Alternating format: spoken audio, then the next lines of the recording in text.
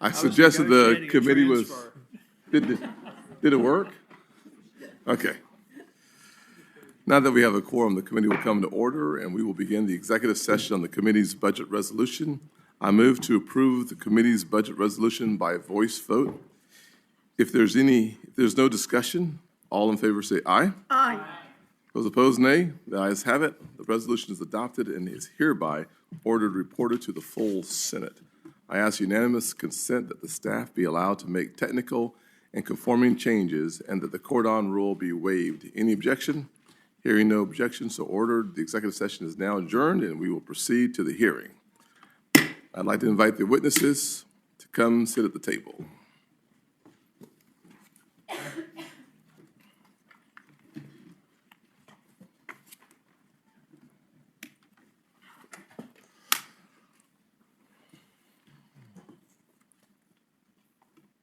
Thank you. Good morning, and thank you all for being with us today. We're here to address an issue that strikes at the core of what it means to live in a free and fair society: access to financial services. Every federally legal business and law-abiding citizen deserves to be treated equally, regardless of political views or ideological leanings. This is an issue that is deeply personal to me. When my grandfather was growing up in the Jim Crow South, banks did business with people they felt looked the right way, based on the color of their skin. One's ability to get a loan to finance their home or start a business was based primarily on the color of the skin. And in the 1940s, my mother experienced the same redlining that has been persistent, pervasive, and unfortunate for decades. Thankfully, our nation continues to evolve in the right direction. And in the 1990s, when I was starting my small business, I went to a bank and looked for an opportunity to get a loan. I'll say without any question, at that time, as a kid growing up in poverty in a single-parent household, my best asset, Mr. Ricketts, was a 1990 10-year-old car with 253,000 miles. One would not consider that an asset, perhaps a liability, but it was my only means of transportation. And I will tell you without doubt, for me, it was an asset. The bank, however, completely helped me understand it was not.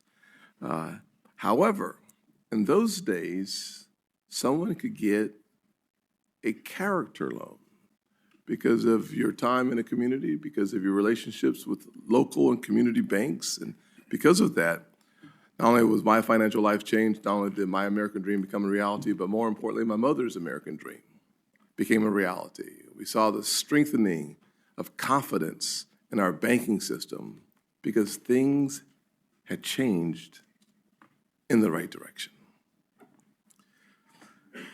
With that loan, everything seemed to get better. Had I not gotten that line of credit, I may not be here chairing this committee today. You see, my story is so consistent with so many other stories that really reflects positively on the American dream. In this country, access to credit is one of the cornerstones of building your American dream. Owning a home and starting a business are challenging journeys filled with complexities, and achieving success is never a guarantee, nor should it be. That's why access to financial services is so important. The United States is home to a vast competitive network of banks and payment providers, creating one of the most robust, diverse financial services ecosystems on the planet. It is this incredible landscape that offers countless opportunities for homeowners and entrepreneurs to build a healthy foundation and make strides towards achieving their version of the American dream. However, it is incredibly alarming and disheartening to hear stories about financial institutions cutting off services to digital asset firms, political figures, and conservative-aligned businesses and individuals. Under the Biden administration, we've seen the rise of what many are calling Operation Choke Point 2.0, where federal regulators exploited their power, pressuring banks to cut off services to individuals and businesses with conservative dispositions or folks aligned with industries they just didn't like the color of one's skin in my family's history. I wholeheartedly believe that debanking someone over their political ideology is un-American and goes against the core values that our nation was founded upon. Today, we'll have an opportunity to hear from Anchorage Digital's CEO, whose OCC chartered bank was debanked. Old Glory Bank's CEO, who started a bank to serve those who had been debanked, and from a legal expert with extensive experience navigating these regulatory abuses, and from a policy expert at the Brookings Institution. This hearing will also examine how practices similar to the original Operation Choke Point have persisted, despite assurances that they would end. We'll investigate the role both regulators and financial institutions have played in these harmful practices, which hurt not just businesses, but also consumers and our entire economy.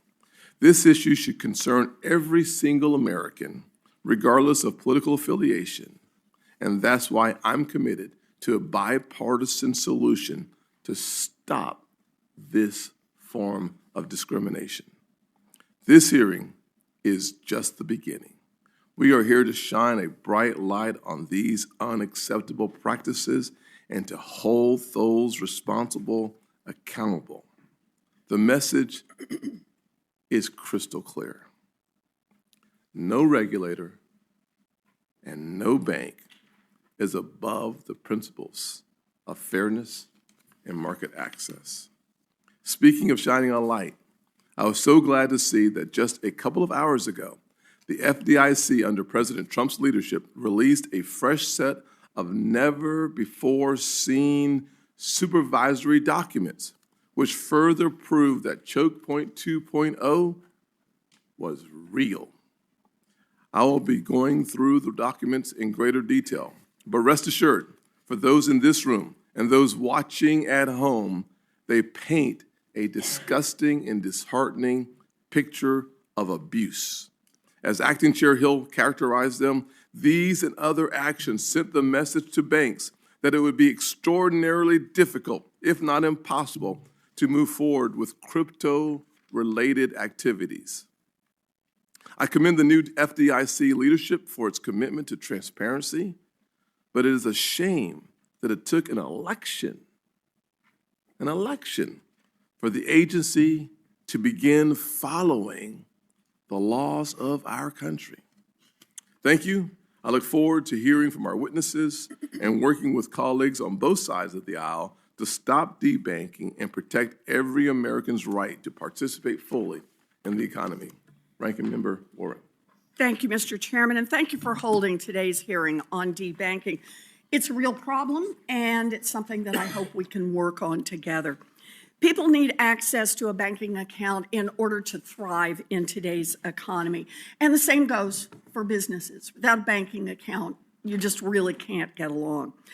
Debanking happens when a bank shuts down a customer's bank account because they think that that account poses a financial, a legal, or a reputational risk to the bank. Once the bank shuts someone out, the bank may share that information with companies that get paid to maintain a do not bank list, with the result that the customer is blacklisted everywhere. For me, this is straightforward. It doesn't matter who you voted for, what you believe in, or the origin of your last name. People shouldn't be arbitrarily denied access to their banks, locked out of their accounts, or stripped of their banking privileges. To help identify what's going on, my staff reviewed the Consumer Financial Protection Bureau's complaint database. looking for cases where consumers reported that they were unable to open accounts or that their accounts were wrongly closed. Classic debanking. Mr. Chairman, we put together a supplemental memo on this data, and I'd like to make that part of the committee record. Objection. My staff identified 11,955 complaints, and that is only the people who took the time to file complaints and only during the past 3 years.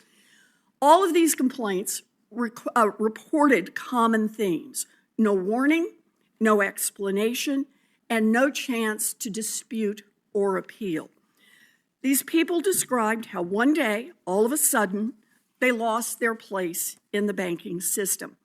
We know from the Consumer Complaint Hotline that millions of Americans of all political stripes have had the same experience. Tens of millions of customers have been blacklisted by the banking industry because they overdrafted their account a few times. Formerly incarcerated Americans have been debanked because of their criminal history. Some people have even been debanked merely for having the same name as someone who has a criminal history. Muslim Americans and Armenian Americans have faced debanking on account of their last names.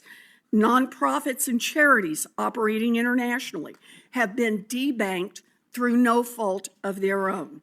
Lawful cannabis businesses have been unable to open accounts, and employees of those businesses have been debanked. This shouldn't be happening, and we need to figure out why and who is responsible. My staff did some more work here as well. They found that just 4 big banks, Bank of America, JP Morgan, Wells Fargo, and Citibank, accounted for half of all the complaints filed at the CFPB.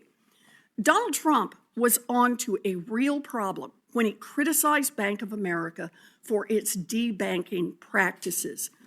Banks may be taking shortcuts when it comes to assessing risks.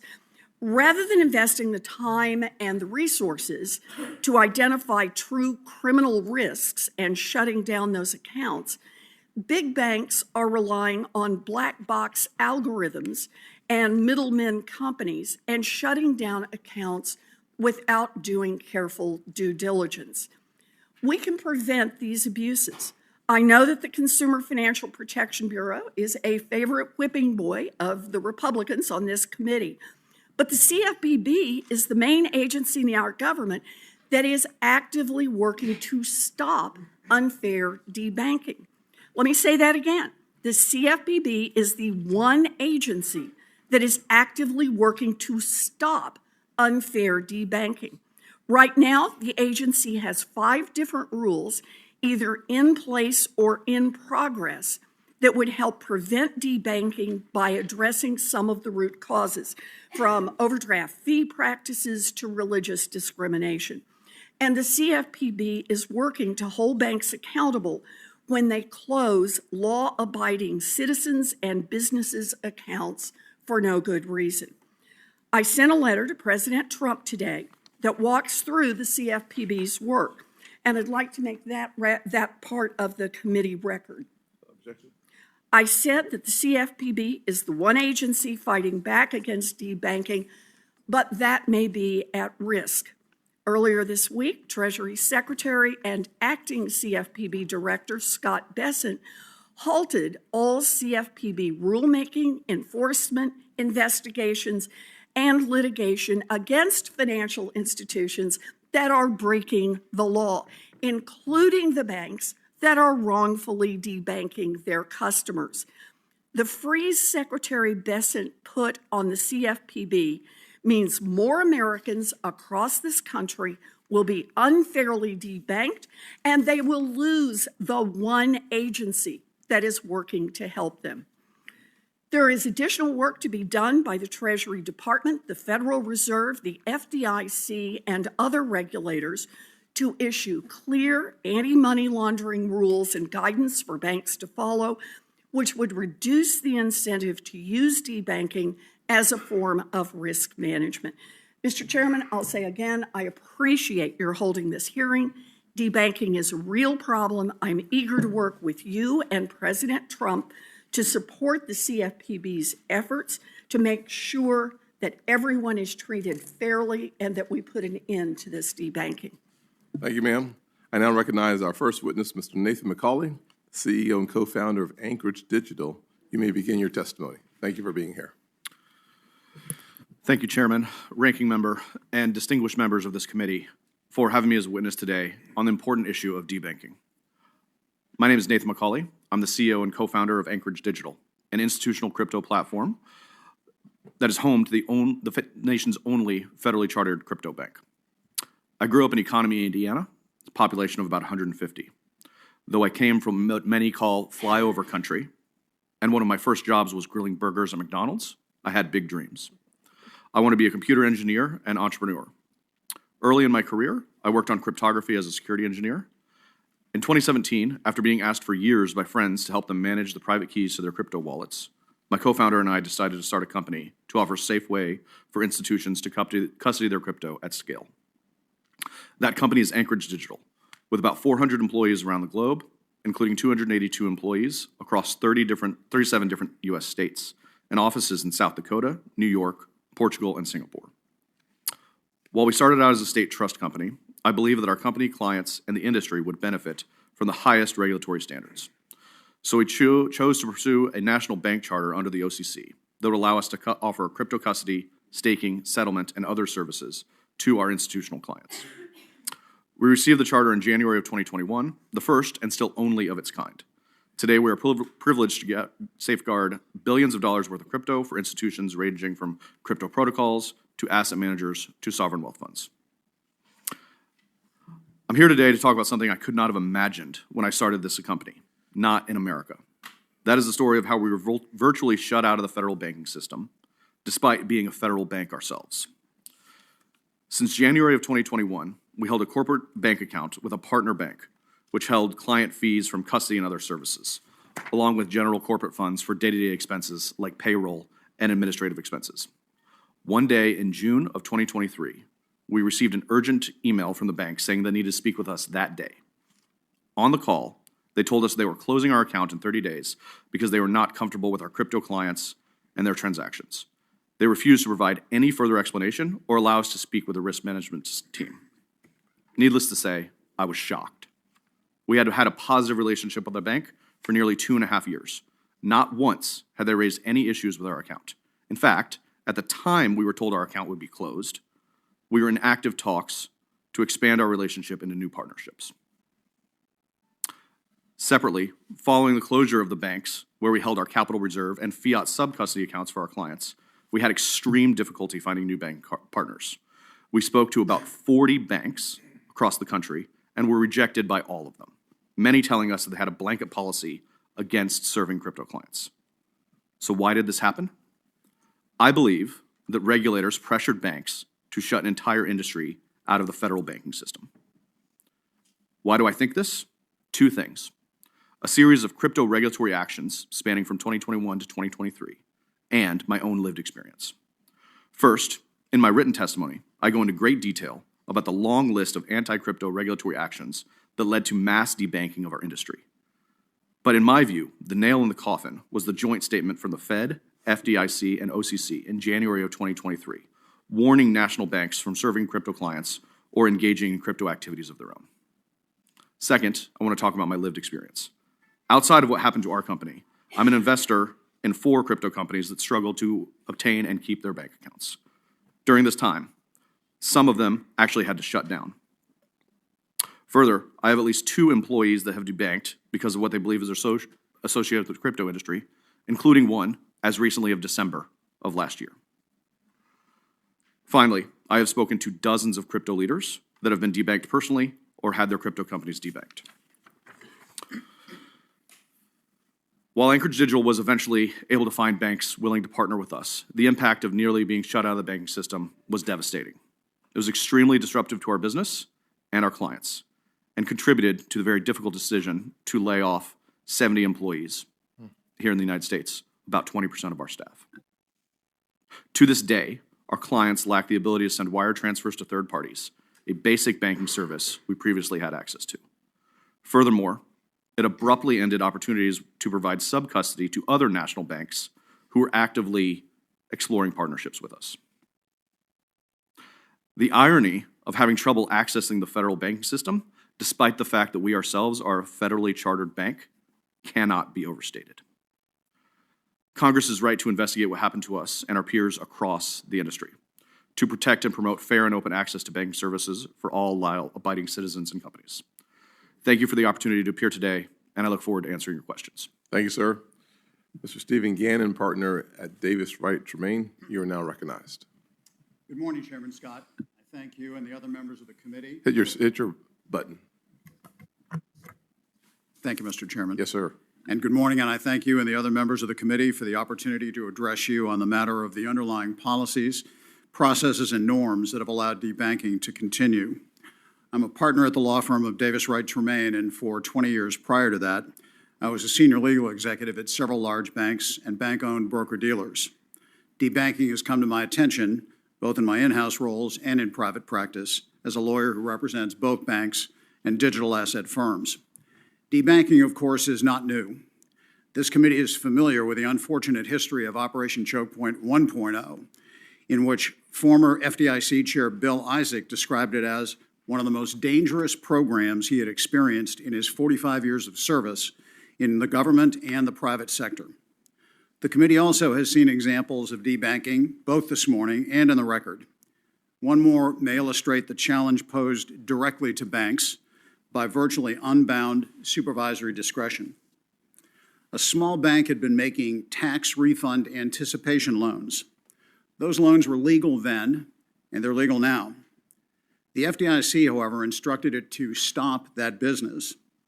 The bank refused, and according to a report by the FDIC's OIG, the bank and its tax preparers then became the subject of a special horizontal review, staffed by 400 FDIC examiners.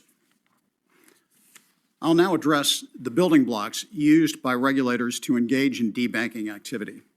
They depend on broad, vague, and malleable terms, always subject to reinterpretation by supervisors. You could call it strategic ambiguity. For example, reputation risk does not relate to the financial condition of a bank, but rather on how an examiner perceives the reputation of the bank.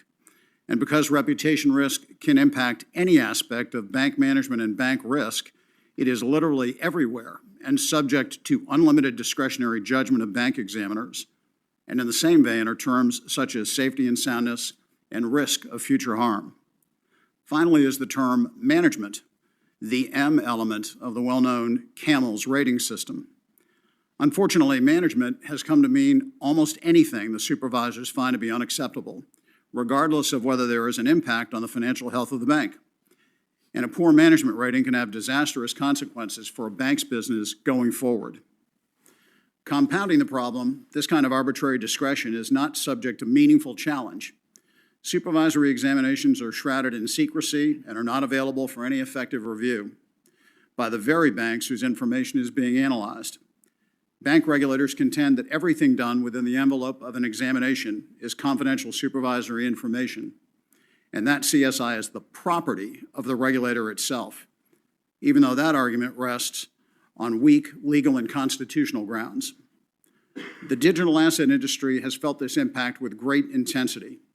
For example, in 2021 and 2022, using interpretive letters, each banking agency promulgated an unusual prior restraint requirement called a supervisory non-objection before any bank could engage in permissible crypto activities.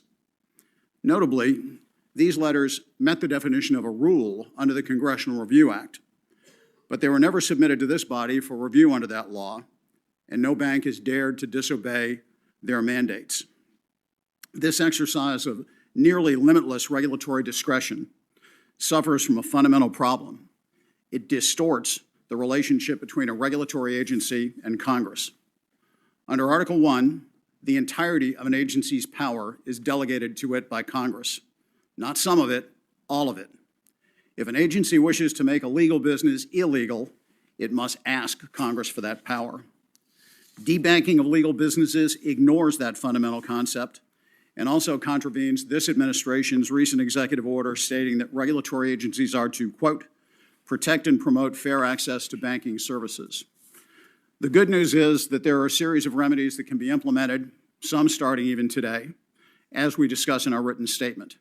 But while those remedies look forward, it cannot be stated strongly enough that the challenge remains to provide full and complete remedies for those already harmed by banking.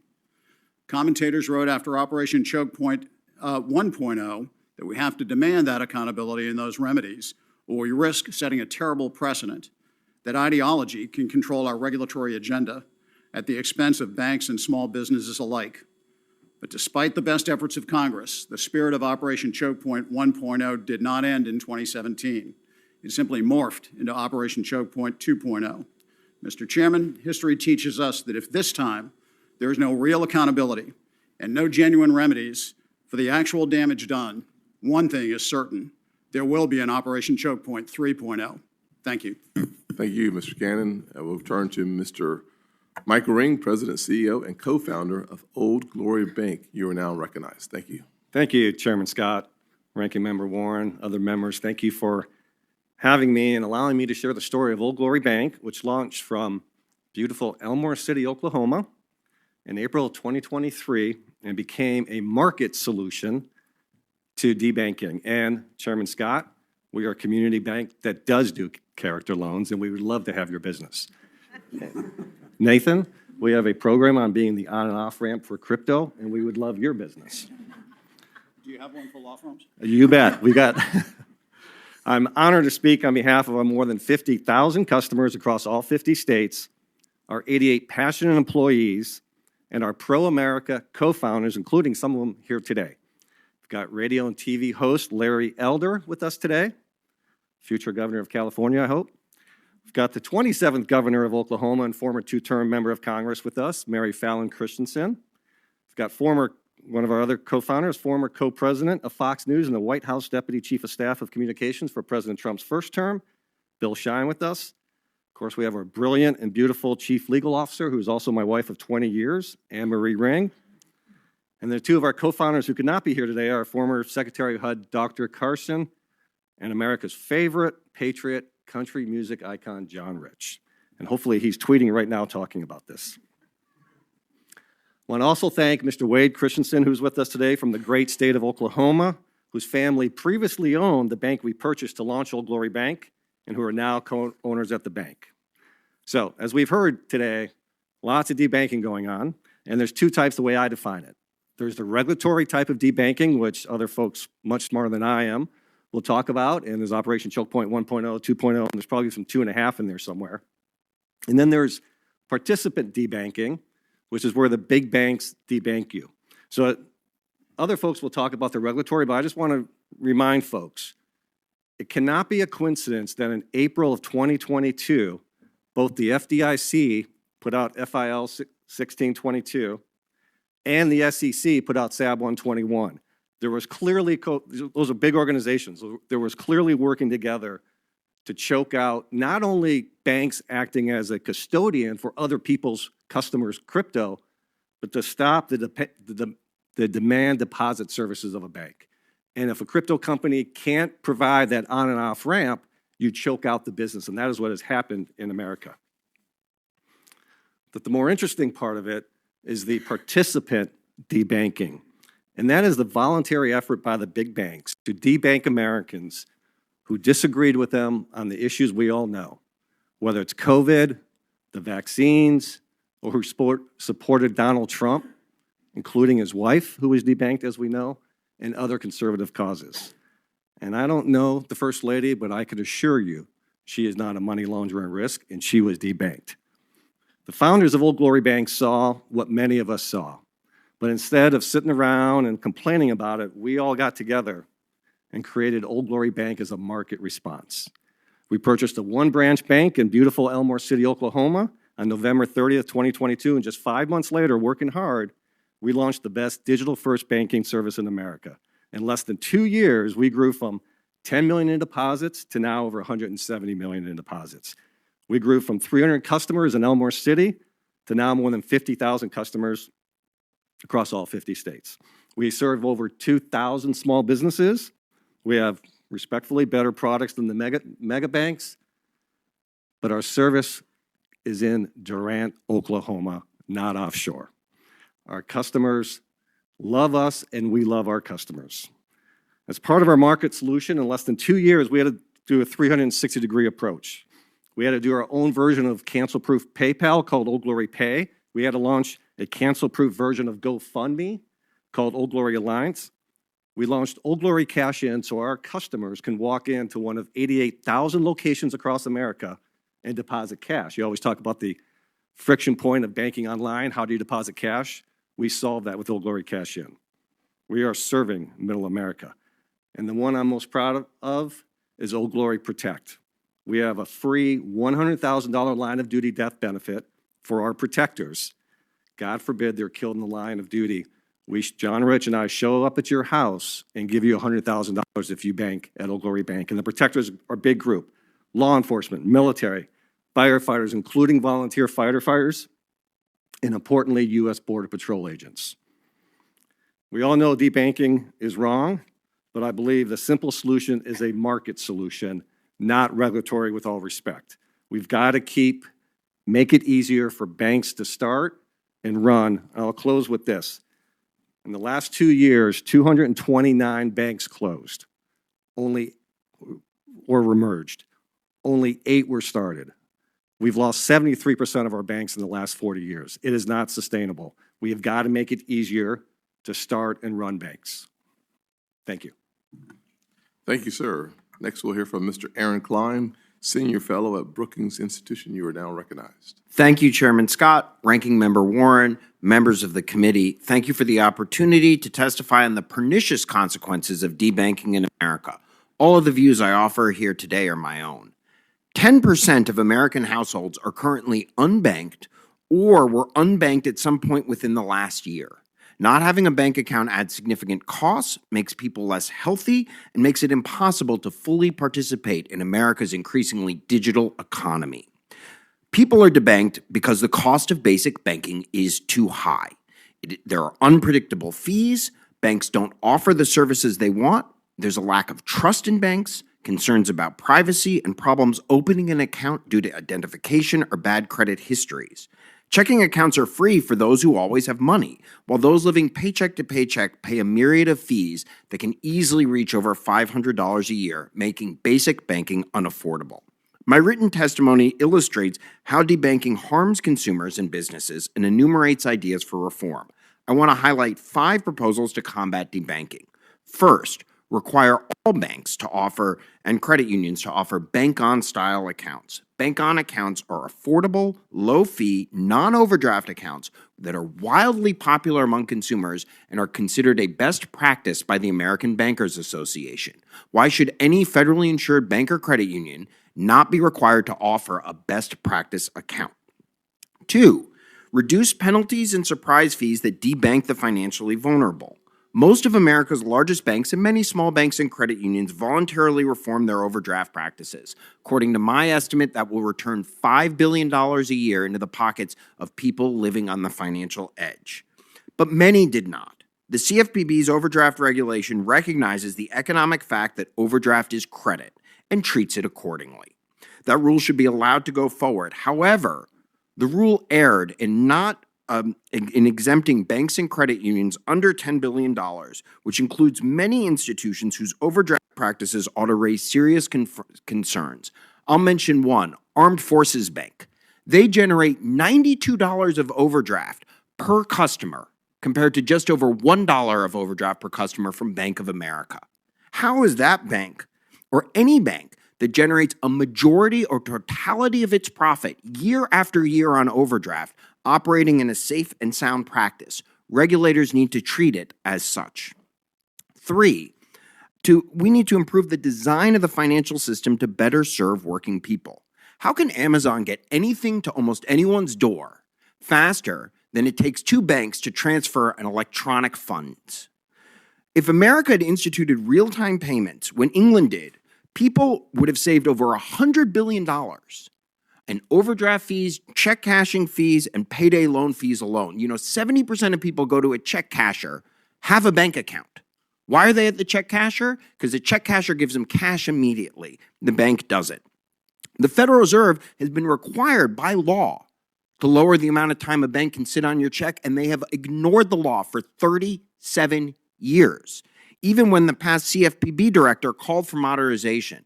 Legislation introduced by Senator Warren and Senator Van Hollen, the Payments Modernization Act, would hardwire this into law and fix this problem, and would be the most effective thing I can think to combat debanking by improving the quality of services banks offer to people living on the edge. 4, reform AML. When Congress established the $10,000 CTR limit in 1972, you could walk in and buy a fully loaded brand new Cadillac in cash and not trigger that report. Today, Mr. Scott, I don't know if your used car would trigger a CTR. I'm not sure it would trigger anything, but thank you very much. Yes, sir. If you adjust that $10,000 limit for inflation, you'd be over $75,000 today. Why is Congress, what's the government doing looking at things at such a different level? In addition, banks filed 2.5 million suspicious activity reports today, an increase of 10 times more than they did 20 years ago. Banks spend a lot of money making SARs, and they pass that along to consumers and small businesses. And the result in economic terms are low-profit customers get pushed out, high-profit customers keep their bank account. Look at Japanese baseball star Shohei Ohtani. He got to keep his bank account despite somebody fraudulently impersonating him and wiring $17 million into the account of a bookie.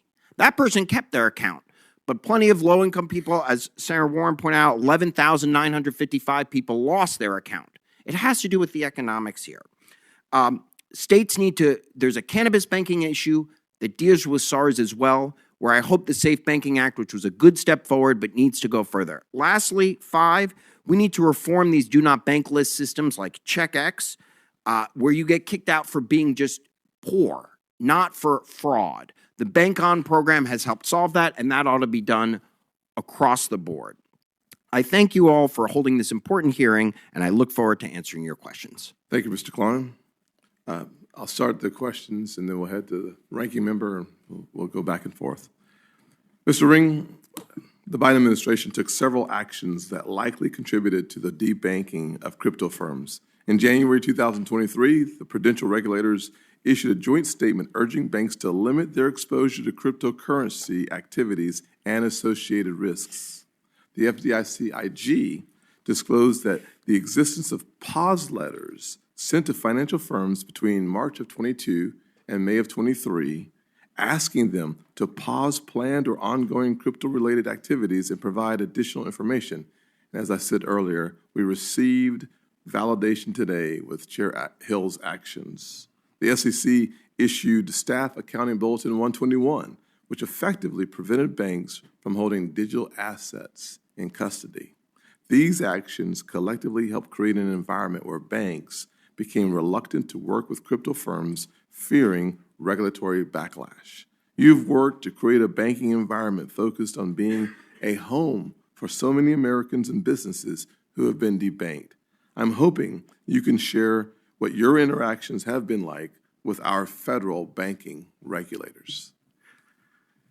Well, I like to say that I'm standing between the regulators and America, and I'm the only bank executive who is not intimidated by the regulators. And I definitely fly too close to the sun, but you've got to protect America. And what was really disappointing about FIL 1622 that you referenced, Chairman Scott, is that on its face, if you read it, it wasn't entirely unreasonable about safety and soundness.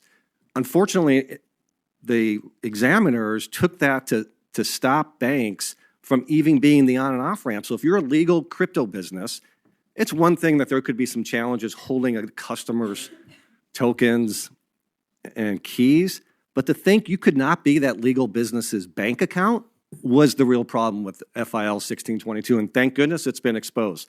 SAB 121, I don't know how that passed the laugh test. To think that if you're holding a customer's crypto, that you've got to book that as a liability and then put capital against it is ridiculous, and thankfully that's been rescinded. Thank you for that answer. Mr. McCauley, Anchorage Digital has the honor of being the only OCC-related federally chartered crypto bank in the United States.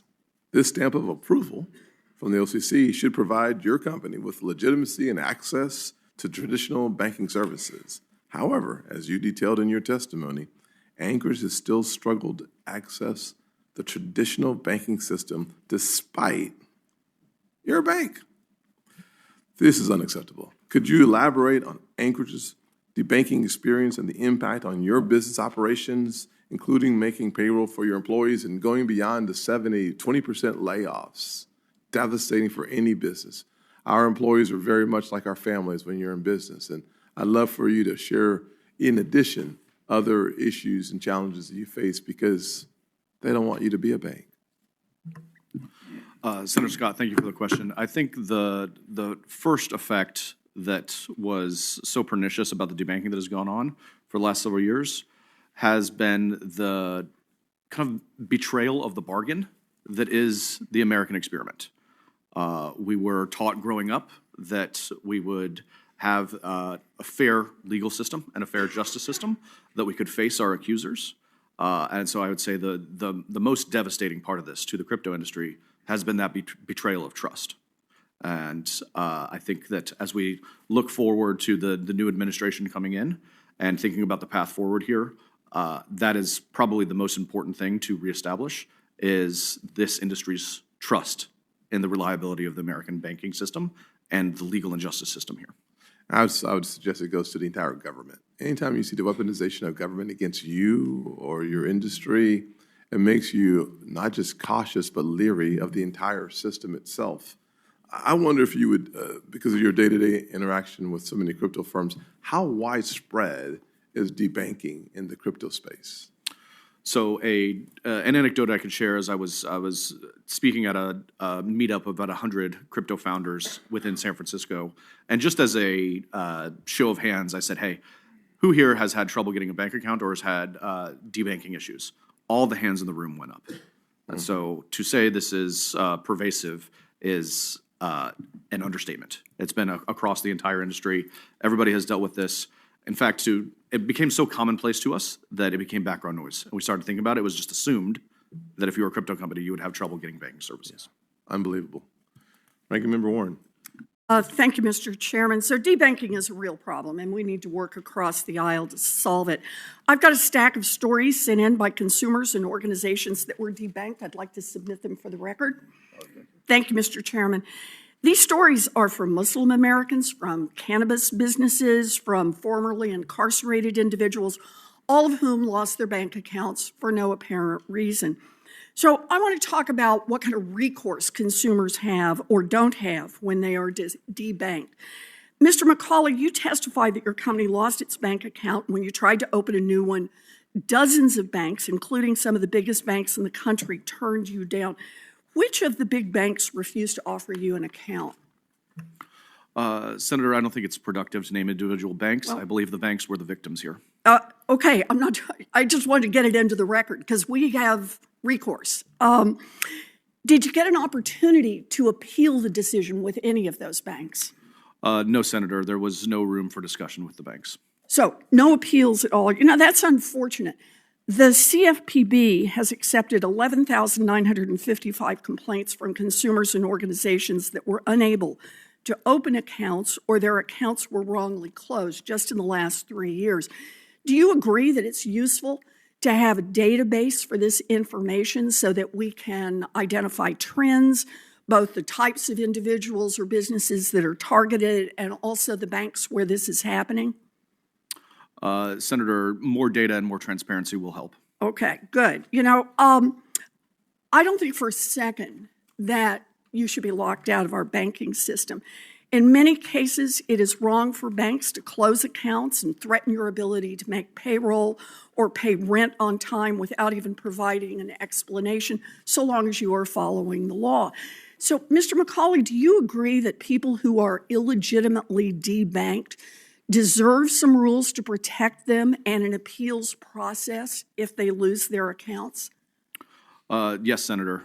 Something should be done to make sure that regulators do not do this again. Okay, and if banks are adopting policies that routinely debank people based on their beliefs or other illegitimate reasons, that's wrong. It needs to be stopped. Mr. McCauley, should consumers be protected from being debanked based on their political or religious beliefs?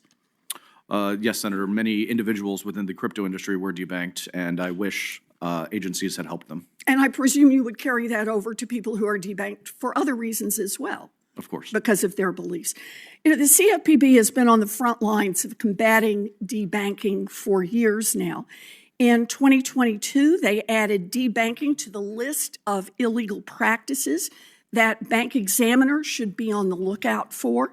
Last year, they wrote rules to crack down on debanking by payment apps and the third-party data aggregators that the banks use to decide who to kick out of the financial system. Just last month, they proposed a rule to stop companies like PayPal that had considered fining users for certain types of speech on their platform. Mr. Klein, how would the CFPB's rules help put a stop to unfair debanking? Well, Senator, the CFPB is really on the forefront of looking for consumers, making sure consumers have access to high quality and fair banking practices as opposed to the bank regulators who are too often focused on the bank. I can think of 5 rules that the Bureau has: their contract rule, their UDAP or unfair discriminatory practices rule, their larger participant rule, which would give them authority over places like Venmo and PayPal, which you just described, their data broker rule, which includes credit reporting agencies like this CheckX system that maintain a de facto do not bank list, where again, there's no economics to require those things to be accurate. It's simply a limited appeal process, and their overdraft rule, because when you ask people who've lost their bank account or are out of the banking system, why don't you have a bank account? The number one reason is it's too expensive. And their overdraft fees, which some estimates were up to $30 billion a year or more, are part of the large reason people leave. So those 5 rules the Bureau have put out would all combat debanking in various ways. Thank you. The CFPB is ready for this fight. And every day that the CFPB is locked out of doing its job, people are getting debanked.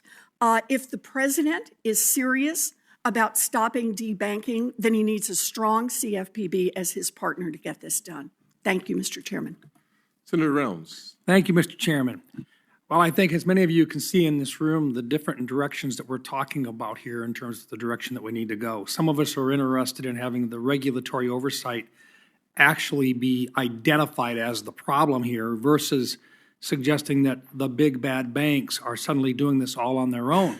Let's walk our way through this. Mr. McCauley, it's good to see you again. I'm glad that you decided that South Dakota was the right home base for you when you started the state-chartered trust facilities that you've got.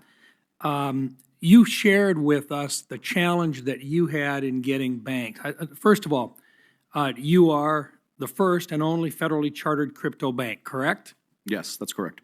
And Anchorage Digital is both a qualified custodian and has a conditional OCC bank charter. What's the nature of the accounts at the other banks? Checking accounts? Basic checking accounts and holding our capital reserves. And then further, we, as a condition of our charter, hold cash for our clients at partner banks. So, any of that illegal? Absolutely not. So you ever overdraft? No. So, in other words, it's not a reason, it's not a case of a business reason why anybody would want to not do business with you, other than the fact that you were a crypto or you would hold crypto in trust for other people, and that was a no-no. That's right. And to put a finer point on it, the bank that debanked us was actively trying to work with us more. But for some reason, there appears to be a point at which they said, we can't do this with you anymore. Was it because they didn't want to bank with you? The answer to that is no, that wasn't the case. What was the case? What was it? They wanted to bank with us, and many of the other banks that we reached out to after that bank account was closed also wanted to work with us. This was consistent across the board that banks did want to work with us, were not discriminating against us, but they were worried about regulatory risks. So you weren't doing an illegal activity like cannabis, which is federally illegal to do, and you weren't overdrafting. You were simply part of a legal industry that banks were told by regulators would be a problem for the bank. Is that correct? That's right. I'm a bit of a square. I like rules. I like following rules, and so we've always followed all the rules and regulations. Mr. Gannon, thank you, sir. Mr. Gannon, you've represented financial institutions. Are you finding that these banks simply don't want to do business with people, or is it a matter of, for people that will follow the law, that aren't violating the law, and that are not business risks of simply overdrafting their accounts, these banks want to look for business, but because of a regulatory environment that they have been in, they have been forced to decide whether they want to do business with certain types of industries, whether they were gun manufacturers, people that sold guns, people that did the terrible thing of being in the business of crypto activity and so forth, were now suddenly being identified because of the type of business that they had, which was a legal business, by regulators who are coming down hard on them. What can a regulator do to a bank that doesn't want to comply with their demand, whether it be written or implied? Senator, the regulators can do quite a bit. The banks are not making this up. They like to have customers, like all businesses like to have customers. Regulators have a lot of tools subject almost to their complete discretion. And Supervisory in nature. supervisory tools. The auditors walk in and say, guess what? You got a problem. A camel rating might change, correct? Correct. Like What happens if a camel rating changes for a bank? Let's say it goes from a 2 to a 3. What happens? Do they get bonded? that, they don't. That's a very, very bad result, Senator. What happens is you're pretty much locked out of any ability to expand. What you pay for your FDIC insurance goes up, and there are a lot of other strictures on what you can do as you go forward in an attempt to grow your business. So that really is the big hammer that the regulators have. And management rating can be almost everything. One of the things that's remarkable is if you look at the Fed's supervisory report from November of 2024, you will find out that they say 2/3 of the large banks in the United States are not well managed.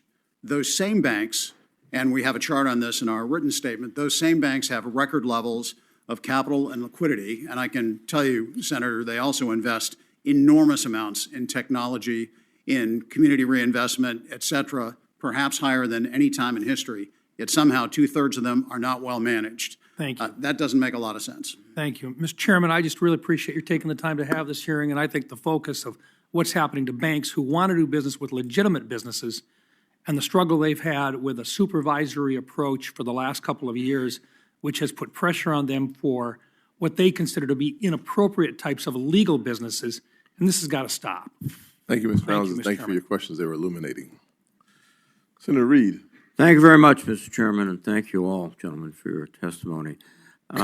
One of the factors involved in this discussion is reputational risk, because that's often the justification for the actions and rules of the federal banking regulators. And last year, we had a very positive discussion about the Safe Banking Act, and I worked with my colleagues to come up with a compromise that would still allow reputational risk to be a factor, but to put up some guardrails with regard to its application. And Mr. Kine, can you elaborate on the importance of maintaining reputational risk as a factor in evaluation and also the guardrails that might be in place?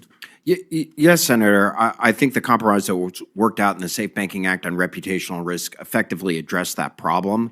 Look, at the end of the day, all banks are a reputation-based business. Trust is the cornerstone of all banks. Consumers trust that the banks have their money, and when a bank loses trust, it has the possibility to have a run on it. So the need to consider reputational risk is real, and it is important. It is possible that it is abused, and you need to have guardrails on it. But it is absolutely a certain and important part of bank regulation and supervision. Thank you. Mr. Ring, I know you understand this very well because in your offering circular back in 2024, you've specifically pointed out the dangers of money laundering and terrorist financing. And one of the aspects of crypto, it's a rather new phenomenon, is that it seems to be a very often used vehicle for financing of places like North Korea, financing of illicit activities. Does that put more pressure on you to be more stringent and regulate, and also the regulators to be more careful of watching what you do? I believe the Bank Secrecy Act, which is what you're talking about for AML, and by the way, for folks not in this room, the Bank Secrecy Act has nothing to do with the secrets and has nothing to do with your customer data. It is strictly about money laundering and those rules what you're talking about. I am not in favor of the amount of delegation law enforcement has done on banks with respect to these type of issues. They're real issues, but banks should not be on the front lines because what happens is that is the Trojan horse for banks to do whatever they want. Oh, it's AML, BSA issues. Or the regulators to come in and say, you can't do crypto because of that. If you're checking out at a grocery store, does the cashier and the bagger have to let the police know you bought some chemicals? Of course not. And so I believe it's the Trojan horse. It should be a small component of the issues you're worried about with crypto. Well, again, I think the bank regulators are trying to react to a relatively new phenomenon. Crypto is about a decade. It shouldn't take 10 years, respectfully. No, but it's a situation in which, looking from my perspective in national security on the Armed Services Committee, North Korea makes a lot of money through crypto operations, and a lot of these, as you point out in your offering circle, terrorist groups use it too. So I think there has to be a heightened awareness both in the industry and also within the regulators with respect to crypto. And that's a factor that's not as prominent in other banking institutions that don't deal with crypto. I believe every bank has the same concern about AML and terrorist activities, and I don't believe that crypto is the overwhelming factor that the Bank Secrecy Act really, which is preventing, is going to solve what you want, respectfully. Mr. Klein, you have a comment? Yeah, I wish every bank felt the same way. I think one of the problems that we have in our anti-money laundering system is we've created an economic structure where the costs are very high, and the banks respond by saying, if you're a low-profit customer, we don't want you because of the AML costs. But if you're a high-profit customer, we'll just pay the AML fine. I mean, I can't understand how a foreign national was wiring $17 million in $100,000 increments, and I encourage you all to listen to read the DOJ's filing and listen to the audio that's been released of his interpreter saying, I'm paying $200,000 to this illegal bookie's bank account for a car loan, and maybe there'll be more. And that bank account was not closed. So I think that there's a very different world going on between very wealthy people, very wealthy businesses, and banks who see AML as a fine and a cost. Some, not most.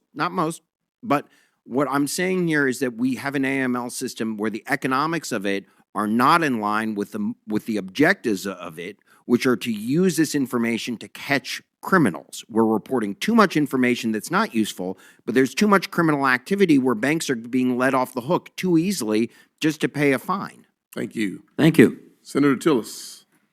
Thank you, Mr. Chairman. Thank you for all you for being here today. Mr. Chair, when you were opening up, I was thinking about why I knew what a 90-day note was when I was 14 years old, because it kind of went like this. My dad did construction work. He had a relationship with a couple of agents, insurance agents, and when they had damage that was not of a major scale, that was my dad's work. And I was a 14-year-old helper that would be in the bank parking lot when my dad would go into a banker in Nashville, Tennessee that he had a relationship with and got a 90-day note. And that's what paid the bills for the project and ultimately put food on our table. We have all but over-regulated those personal relationships out of business. My dad today probably couldn't get that 90-day note because he'd have some supervisor breathing down the bank's back about how could you possibly give this man money that's living paycheck to paycheck and trying to feed 6 kids. We are over-regulating in a way that is debanking people de facto. Now, Senator Warren mentioned, people have been debanked because they bounced a check a couple of times. That's called That's called managing a risk. I'm not saying that they should not find a way to provide that person with help, but them having a consistent pattern of bouncing checks is not help in the long term. We need to figure out how to help them manage their finances, not force banks to carry an at-risk customer on their, in their portfolio. Now, if we talk about, and then we also talked about, and you know, we've got the cannabis business. Well, the last time I checked, the cannabis business is illegal at a federal level. I, for one, think we should re-examine that. But we damn sure shouldn't do it by passing the Bank Secrecy Act, which makes it default legal before we've taken any firm position here that provides the industry with clarity.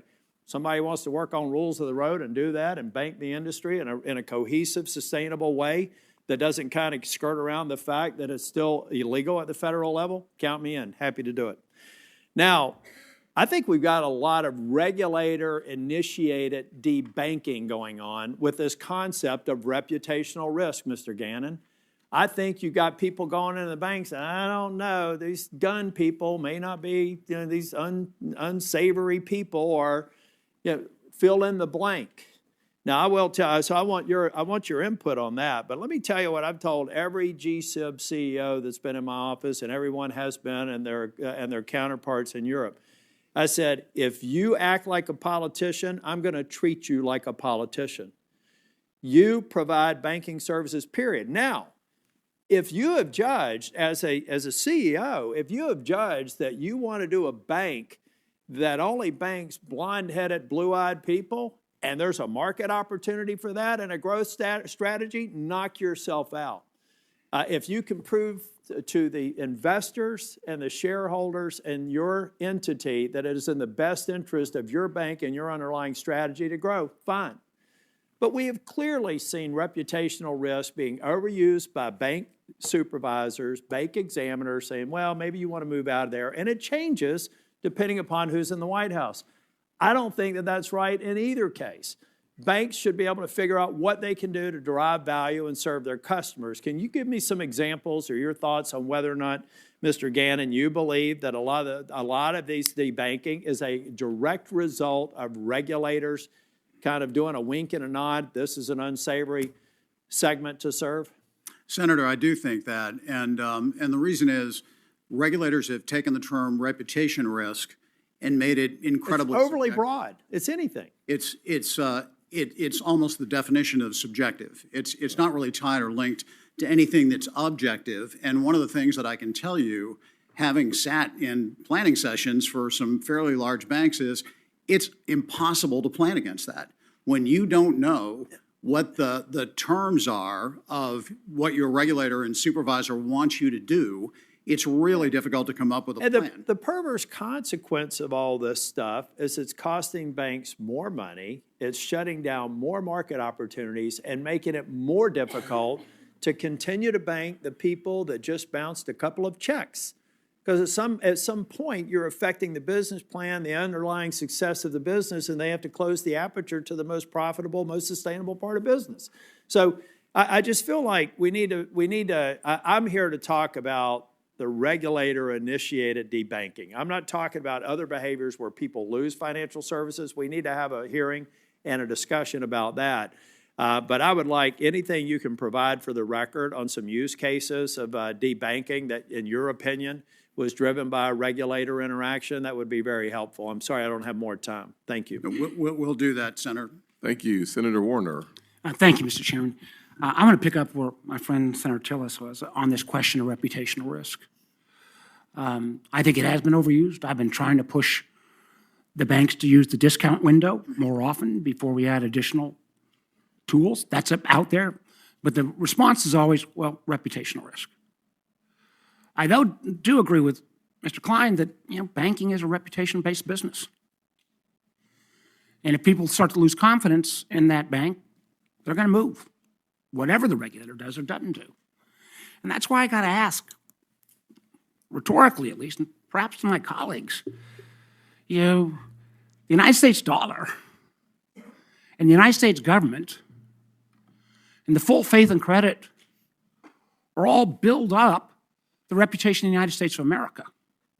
Now, if any of your institutions suddenly let somebody into your payment system that had no background in banking, that had no understanding of money flows, that suddenly gets an ability without any screening to look at all of your customers' personal banking information.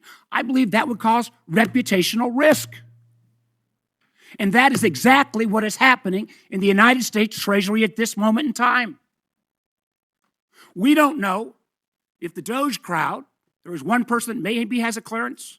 The others, we have no freaking idea.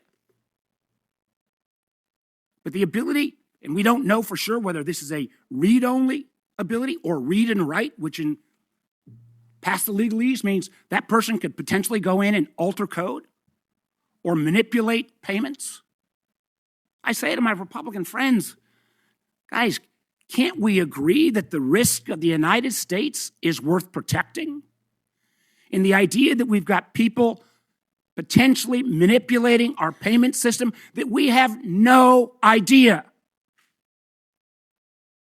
And we're going to sit silently by. This isn't about efficiency. This is about the kind of payment system we're going to have in our country. If any financial institution let unscreened individuals into their payment book or into the private banking information about their customers, Mr. Klein, I believe their reputation would go straight to hell. Absolutely, Senator. I worked in the Treasury Department for almost 4 years with a top secret clearance. I was going nowhere near that. And as you point out, this is not about efficiency. If you wanted to make the Treasury system more efficient, you would move it to a real-time payment network. Should have been done years ago. You wouldn't just sit there and take read access to look at every single payment the U.S. Treasury Department does. Any bank that did that to their customers would be in deep violation. Well, it's also the fact that, the payment system in the Treasury, that's not where determinations are made about whether something is illicit or illegal. That is actually the subject matter expertise resides at the agency that has oversight. Yeah. I just say, come on, guys, this is about the full faith and credit of the United States. It is about our reputation in the world. You're getting the same calls that I'm getting. They don't identify whether they're Democrats or Republicans, but these programs that may or may not be arbitrarily eliminated by somebody that we don't even know who they are. Efficiency, sign me up. Turning over the payment system to people that we don't have any idea who they are or what their goal is or what their mission is, where we can't even get a full answer whether they simply have read capabilities or read and write. This is an enormous difference in those extra couple words. And I just feel, Mr. Chairman, this ought to be something that we as the Banking Committee that are looking at the Treasury, we ought to jointly want that. There's a 25-year-old there. I've read about him in the news. I don't know the individual. I don't have the slightest idea if they got security clearances. I will tell you this. Mr. Gannon, I was going to ask you about something on crypto that I'm not going to be able to get to. I look forward to working with Senator Loomis on how we promote innovation but don't overdo on the risk side. And I think we can do much better than we've done so far. But I have to just tell you, as somebody that was chair of the Intelligence Committee and now vice chair and take that role incredibly important, the notion that somebody maybe arbitrarily put out these payment flows for something that looks kind of funky, but they don't have any idea what it is, will hurt our national security. Because candidly, and this is not classified, we fund things sometimes under a cover. We put out this information and the bad guys find out about this, people's lives are at risk. And I implore you all as experts, I implore my colleagues, this should not be a partisan issue. Let's get to the bottom of who these people are, what kind of clearances they have, and make sure that we don't put in further jeopardy the risk and reputation of the United States government, which I believe is under immediate and imminent attack from these unsanctioned individuals. Thank you, Mr. Chairman. Thank you, Mr. Warner. Before I go to Senator Kennedy, I do want to respond to your comment there, Mark. The Treasury just put this out. Importantly, the ongoing review of Treasury systems is not resulting in the suspension or rejection of any payment instructions submitted to Treasury by other federal agencies across the government. In particular, the review at the physical services does not cause payments for obligations such as Social Security and Medicare to be delayed or rerouted. To be clear, the agency's responsibility is for making the payments, always drives the payment process. Currently, Treasury staff members working with Tom Kraus, a Treasury employee, will have read-only access. Just to Mr. Chairman, help some of do the you know, Mr. Chairman, Mr. Chairman, I'd just like to ask. Sure. So you are saying that is read-only and not read and write? That's what Treasury just. And do you know the identity of these individuals? Mr. Kraus is a known quantity, and he's got security clearance. The other individuals who've been reported in the press, do they have security clearance, sir? I'll just say this, and Do you want that individual without security clearance to have access to all that information? I was clarifying a comment you made, number one. Number two, I would simply say that under the Biden administration, we had no clue who was doing what most of the time. Mr. Kennedy.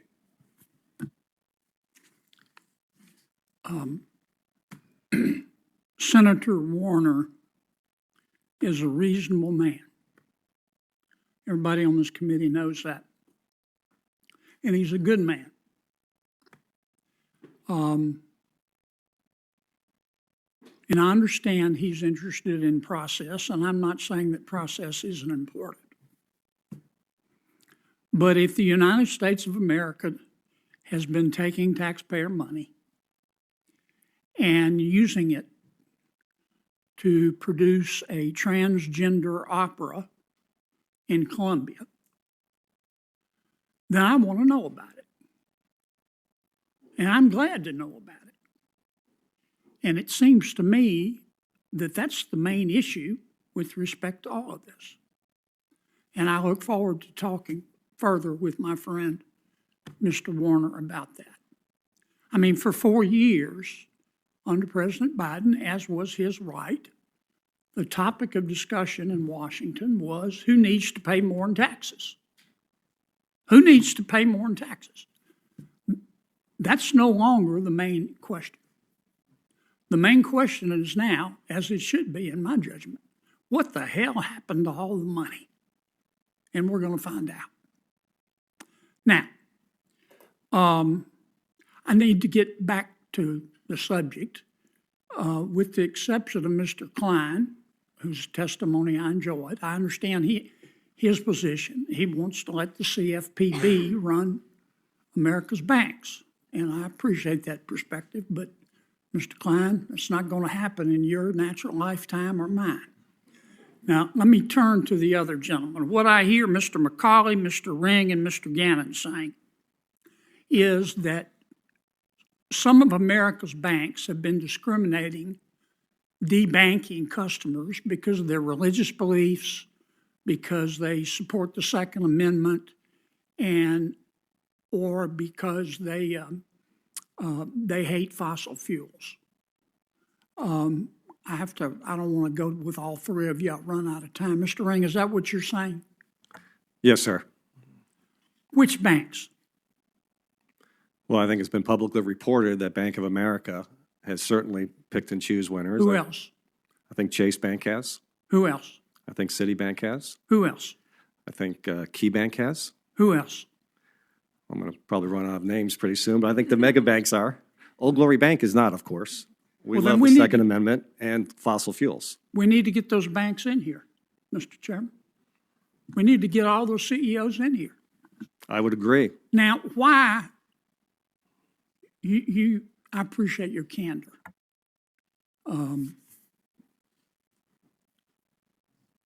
Why do you think, are banks doing this because they're scared of the regulators? Or are they doing this because the people running the banks are prosecuting their political beliefs? I mean, when a bank holds a seminar, taking up valuable employee time to discuss whether a man can breastfeed Are they doing that because regulators are leaning on them? Or are they doing that because the CEO really thinks that's subject to debate? I think it's definitely the latter, and I think it's also middle management. What do you mean the latter? It is not the regulators. I do not believe the regulators pushed the big banks to debank conservative You causes. I do not. I think it was their internal choice by these big banks. Why? Well, why, the same reason why big tech pick and choose winners. I think big banks pick and choose winners that they care about. And that's why we need a market solution, because you can't regulate that type of behavior without having unintended consequences. And now every time you get a customer application, you've got to fill out 5 forms as to why you did or did not pick that customer. So you think that that's the management of these banks that are just imposing their own politics on customers and ultimately to the detriment of shareholders? Is that your testimony? Yes, sir. Either you two gentlemen in my last 10 seconds disagree with that? I strongly disagree, Senator. Yes, I've spent a lot of time with a number of bank CEOs. Who do you think it is? I believe it's the regulators. How about you, sir? It's definitely regulators. All the big banks wanted to work with crypto and were scared away from it by the regulatory apparatus. All right, I'm out of time. Thank you, Mr. Chairman. Thank you, Mr. Chairman. Thank all of you for your testimony. Mr. Ring, you work hard to protect your customers' sensitive personal information, do you not? Yes, sir. And you wouldn't just turn it over to anybody who walked into your bank, would you? No. And Mr. McCauley, I assume the same is true for you. Yes. So I do want to bring up this issue that Senator Warner raised, because what we are witnessing right now in real time is Elon Musk going into the Department of Treasury and demanding access to highly sensitive personal information that could impact any American. The highest ranking civil service at the Department of Treasury resigned before he became complicit in turning over this information. So I know that Chairman Scott had to leave, but I want to underscore Senator Warner's point, and I know that Senator Warren shares these views, that this committee, which has partial jurisdiction over the Department of the Treasury, we should have an urgent hearing on this. This should be a top priority. I would hope all of our colleagues, regardless of party, would want to know what is happening to this incredibly sensitive information that's just been turned over to somebody who happened to contribute over $250 million to President Trump's reelection efforts. In my view, it's a corrupt bargain, and I think we should have a hearing urgently to address that matter. A lot of people rate banks, but Elon Musk goes after the Treasury Department. It's a big heist of personal information, and in my view, it's an abuse of power. I appreciate Senator, and by the way, a lot of the statements that have been made regarding the use of some of these federal funds, whether by AID or other foreign aid programs, had been patently false, made in some cases by the chief spokesperson over at the White House. Just been proven false, and they haven't been able to provide any information to substantiate those claims. I appreciate Senator Warren's pointing out that CFPB has been on the front lines of trying to protect people against debanking. So it is ironic that many people who want to make sure that we prevent debanking are trying to get rid of the CFPB. Mr. Klein, I appreciate your statements regarding the issue of overdraft fees and pointing out that for Americans who live paycheck to paycheck, and we're talking about tens and tens of millions of Americans, their lack of access to real-time payments is causing them to incur these huge additional fees. I think you said your estimate is $5 billion a year, and it's also, in some cases, resulting in getting them debanked. Is that correct? Absolutely, Senator. One of the ways you get put on this do not bank list is that your account is closed. Say you withdraw your account in good standing and you close it, but then the bank says, oh, for that last month of your account, you didn't maintain a minimum amount. So you owe $10. And they send the $10 to your old address, but you closed your bank because you moved and you never got the mail. Well, that $10 fee then becomes another $10 a month, another $10, and they write it off into collections. And your data gets put on this do not bank list because your bank account was closed in bad standing. And that's exactly how that process works. So you referenced legislation that Senator Warren and I have introduced, the Payments Modernization Act. Could you talk about how that would address this very real problem? Absolutely. The Expedited Funds Availability Act of 1987 requires the Federal Reserve to make payments move faster as technology allows. The Fed has done nothing in 37 years to update that regulation. As a result, banks sit on your money. We can all agree in this committee and every American that Friday was January 31st. If you were short on your rent, on your other obligations, you worked a second job, you got paid that Friday, and you deposited your check, you took a picture of your check. I was on this committee when we passed a Check 21 Act that lets you deposit your check on your phone on Friday. The bank can sit on your money, and it just became available yesterday. What happened between the 31st and the 4th? A bunch of bills got paid. The result of that, overdraft, overdraft, overdraft. Now, your legislation would force the Fed's hand, even though the law says shall, not may, but shall. The Fed just ignores it. Your legislation would rewrite that law to mean that your money would have been available on the 1st when your debits came out and your overdrafts wouldn't have hit, and it would save people a tremendous amount of money.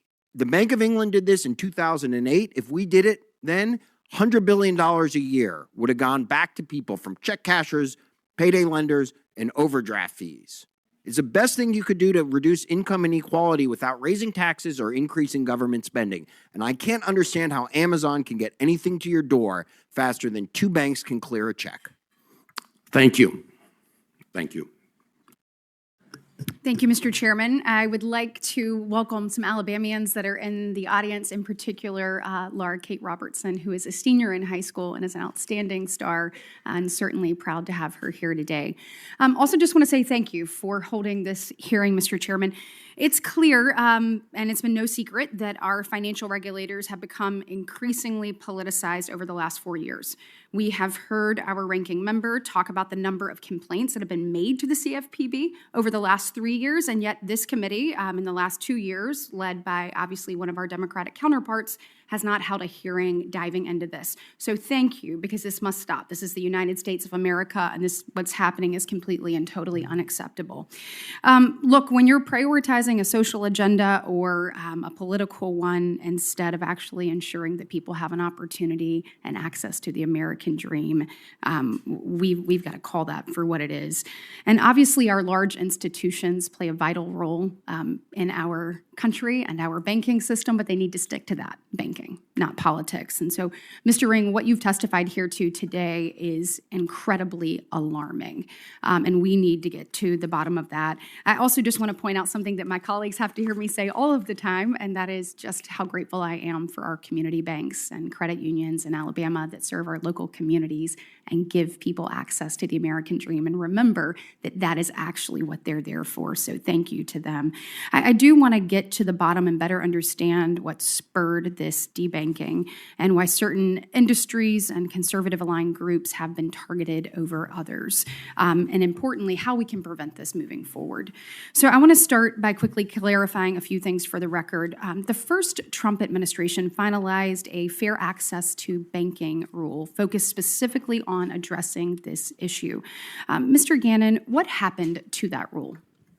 That rule was revoked on January 20th, 2021. Tell me who revoked that. The President of the United States. That's the day he was sworn in.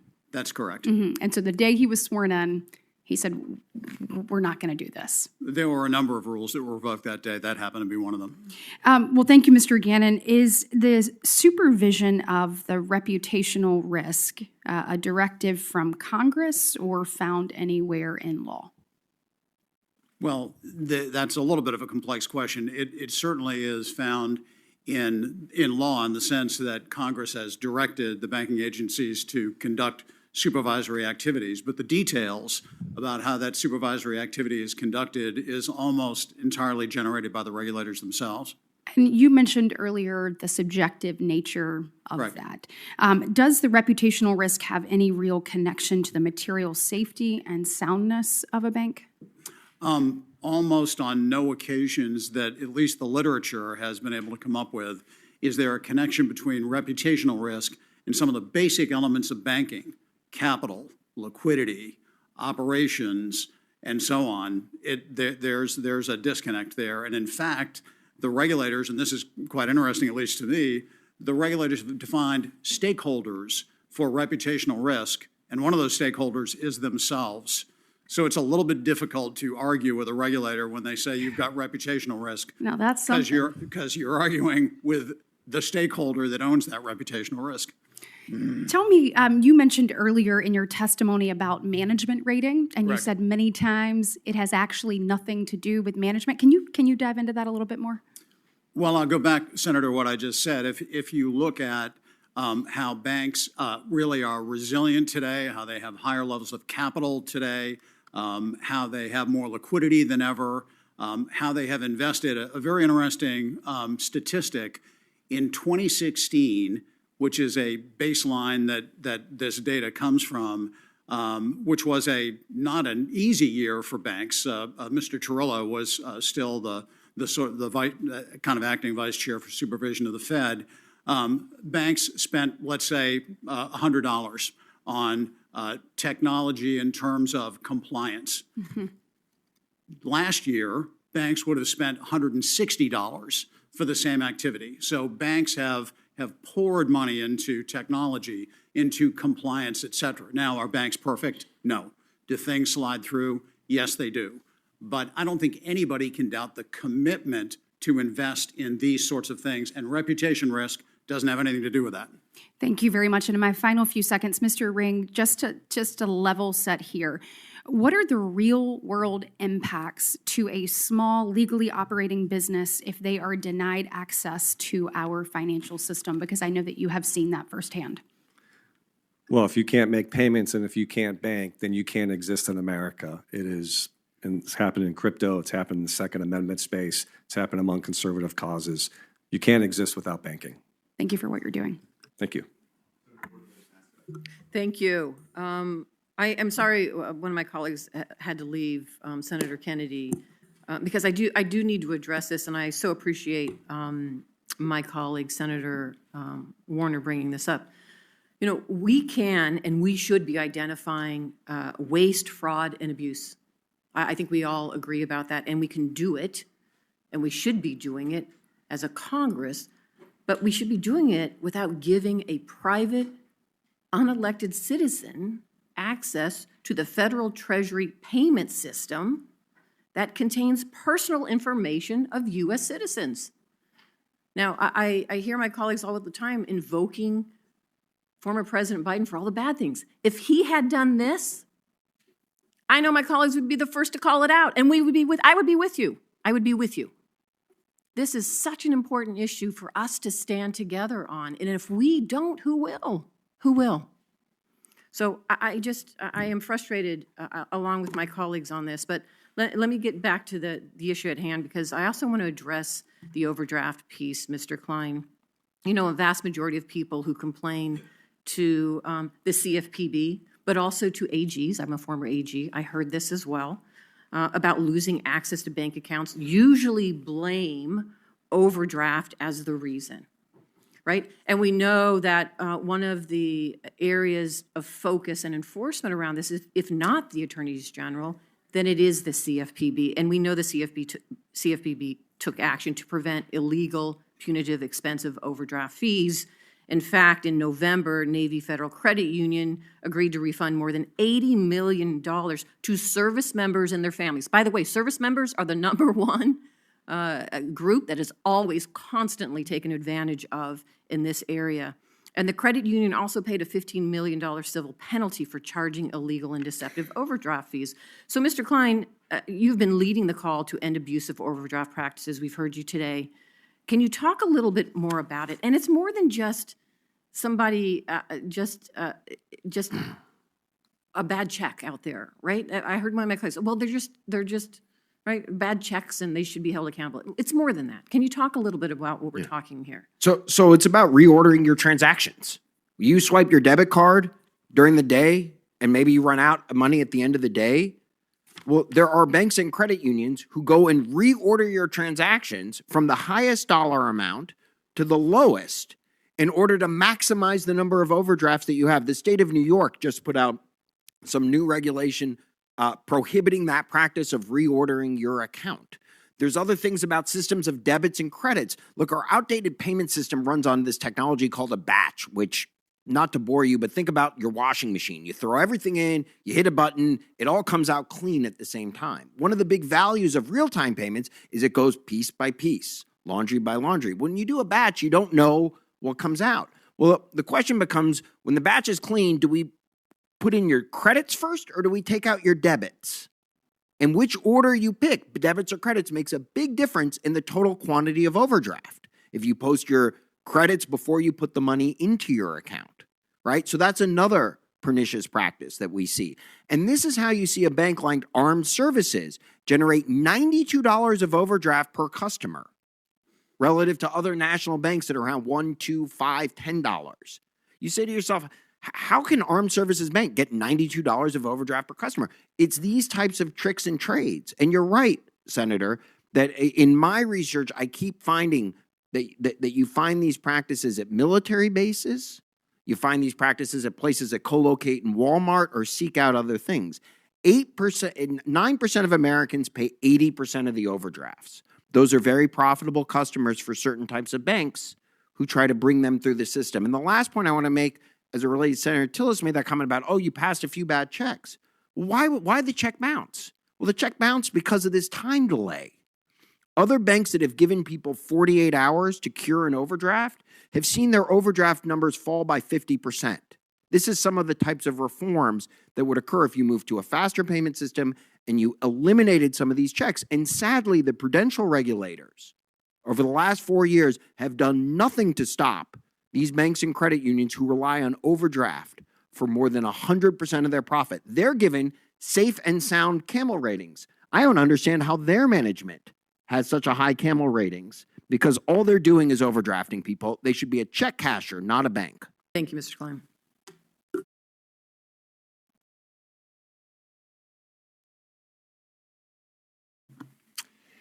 Thank you very much, Mr. Chairman. I want to thank Chairman Scott and Ranking Member Warren for holding this hearing, and thank you to our witnesses today, Mr. McCauley, Mr. Gannon, Mr. Ring, Mr. Klein, for being here as well to talk about this important topic.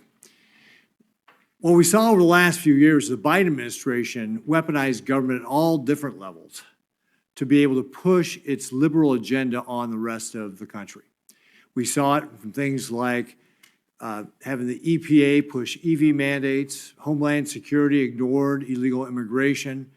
We saw a number of different agencies do things. The FBI, for example, even identified Catholics as extremists and sought to put spies into the Catholic Church.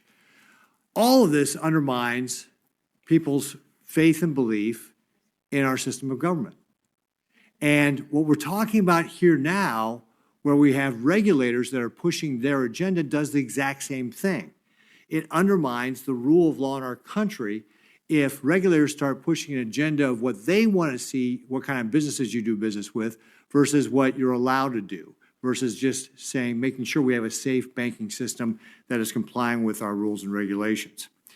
A legal business should not lose access to the banking system just because they deal in firearms or crypto or something like that, because a regulator doesn't like that. That's just simply wrong. But that's what we've seen, of course, out of the last two administrations. It was mentioned earlier about choke point 1.0 under the Obama administration, and firearms deals, for example, that were disfavored, were prejudiced against and tried to force out of the financial system. And I think it was you, Mr. Ring, just said that if you're out of the financial system, you cease to exist as a business. And then, of course, now more recently under the Biden administration, it's been the crypto industry. And I got to tell you, this is an issue that's near and dear to my heart. I came from the financial services industry. We have the most transparent, liquid capital markets in the world because of proper regulation. Regulation actually got us to the point where we have these great capital markets. And it's at risk when we have regulators that are undermining the faith in that. We've got to make sure that we do not weaponize our regulators to push an agenda. Mr. Gannon, during Operation Choke Point 1.2 and 2, or 1.0 and 2.0, did regulators exceed their statutory authority by focusing on vague metrics and of reputational risk instead of safety and soundness? Senator, the way I'd answer that is to say that the effect of Operation Choke Point 1.0 and 2.0 is that many small, perfectly legal businesses are no longer in operation. The people that ran those businesses lost their jobs, lost their bank accounts, not sure what they're doing today, but that was a backdoor way to make those businesses illegal. And getting to the point that I made earlier, if the regulators wanted those businesses to be illegal, they had to come to you and ask, and they didn't. Instead, they just executed their own agenda without the approval from Congress. And that's what I mean by a distortion of the relationship between regulators and Congress. Their power comes from you. It does not fall from the sky. So did bank regulators evade the notice and comment rulemaking requirements of the Administrative Procedures Act by imposing requirements through informal guidance documents in both choke point operations? Yes, they did, Senator. And why do you think they were doing that? Because notice and comment, and by the way, the Congressional Review Act, has the effect of shining a light on the activities that are afoot. You have to give notice. You have to take into account the comments critically. You have to do, if you're going to pass a rule under the Administrative Procedure Act, you have to do a valid cost-benefit analysis, and those sometimes can be difficult. Economists should run those. It's just simply hard. And oh, by the way, rules that never got approved through the Congressional Review Act process have never taken effect. So in fact, to your point earlier, by issuing informal guidance, they were purposely trying not to come to Congress or not to raise the attention of the public of what they were trying to do. Is that a fair statement? I can't get into their head, Senator, but that's the effect, for sure. Mr. Ring, your bank was one of many that was issued a consent order by the FDIC in recent years. Is that correct? Yes. Would you describe your relationship with your regulator to have been collaborative or more combative? I think it has gotten better recently. In fact, a great regulator at the FDIC, Joe Meade, who spent 30 years there, recently left, retired, invested in our bank, and he's now on the board. And I think that has helped. But they definitely do not make it easy to be a new and growing bank. Right. Well, I see my time's up, Mr. Chairman, but I do want to just wrap up by saying, again, my experience in the financial services field was that when you had regulators that had a relationship with the regulated community, that actually helped them do their job, to find the bad actors. And we all have an interest in getting rid of the bad actors that are in our industries. And that when you take an approach where you weaponize government, it's actually bad for the regulatory scheme in general, because players, companies who are good, that are trying to stay in business and actually follow the rules, are discouraged because the regulators are acting in a political manner. So thank you for indulging me there. Senator Kim. Thank you. Thank you to the four of you for coming on out. Mr. Klein, I wanted to just start with you. I thought you made some very poignant assessments about the suspicious activity reports in particular. You mentioned about just, millions of these every year that are being used. But as far as I could tell from your testimony, it doesn't seem like there's any feedback, any sense of, are these useful? Is that correct? Correct. Banks are not judged on the quality of their performance, they're judged on the quantity. And the consequence is the bank has every incentive to file more without getting information as to the quality of it. This is how filings have increased tenfold in 20 years. In my written testimony, I cite some work that shows that the ability of it to lead to prosecutions for tax evasion, one of the primary purposes of AML, has been extremely thin. And so we're seeing this situation where the banks are filing millions of these, costing them a lot of money and time, but we're not certain whether or not it doesn't sound like they're getting any real feedback in terms of whether or not those have been useful. And I think you cited, in fact, in terms of some reports, it seemed like the IRS prosecutors maybe use only a few hundred of some out of millions of different reports that come before them. Is that correct? It's correct. 327 reports started a prosecution on tax evasion out of about 27 million. That's a piece from Nick Anthony at Cato. And let me just say, the way that I've come to analogize this is the thesis of the entire AML process is like a criminal is like a scuba diver swimming deep in the dark ocean in order to evade detection. And the money from the criminal activities are like the bubbles that float to the air. And the idea here is that you use the data that comes in SARS and other things to find the bubbles and go down. But in point of fact, all we're doing in the current process is blowing air into the system. I don't understand who's reading all of these SAR reports. And this gets to the point about state licensed cannabis that was raised earlier. That's federally illegal. If the DEA wants to go in and shut down any cannabis company in a state, they can. But you don't need a bank report to tell you where the cannabis shop is. It's called Google Maps. It'll work really well. Why are we forcing the banks to continue to file all of these things? Because this is putting pressure upon the banks. When we're talking about reputational risks, these are some of the calculations that banks are making in terms of having to file these reports. One thing I wanted to ask you, I thought you made a very convincing argument in terms of the currency transaction reporting, in terms of the lifting of that number that hasn't been lifted in quite some time. But I guess I wanted to ask more specificity when it came to the suspicious activity reports. Do you have more concrete reform proposals there that our committee should be looking into as we're thinking about our next steps? Yeah, no, absolutely. So for example, on state licensed cannabis, right? If you're running a state licensed cannabis business, you should be treated like other businesses. If law enforcement wants to deal with you, go to the state capitol, find where you are. Why you're being treated differently makes absolutely no sense. The second thing is, let's be clear on what the priorities are for banks to file SARs. There are areas where I think more suspicious activity like elder abuse, which has been the subject of another CFPB report, is one where you could be providing more information. But there's a whole host of different categories of activities. And I think what we need is a whole blue sky approach where Treasury's Financial Crimes Enforcement Network and the bank regulators are brought before this committee and the public to discuss a prioritization of what we're going after. Because in the 50 years we've been doing this regime, we keep adding more targets, never taking anybody off the list. No, I think that's right. And, I have to say, Mr. McCauley, when I was, hearing your testimony and just, I'm sorry for what you went through in that kind of capacity. And when we look at the reputational harm or reputational risk that banks are considering here, yes, it certainly seems like this excessive amount of reporting, other things like that are adding to it.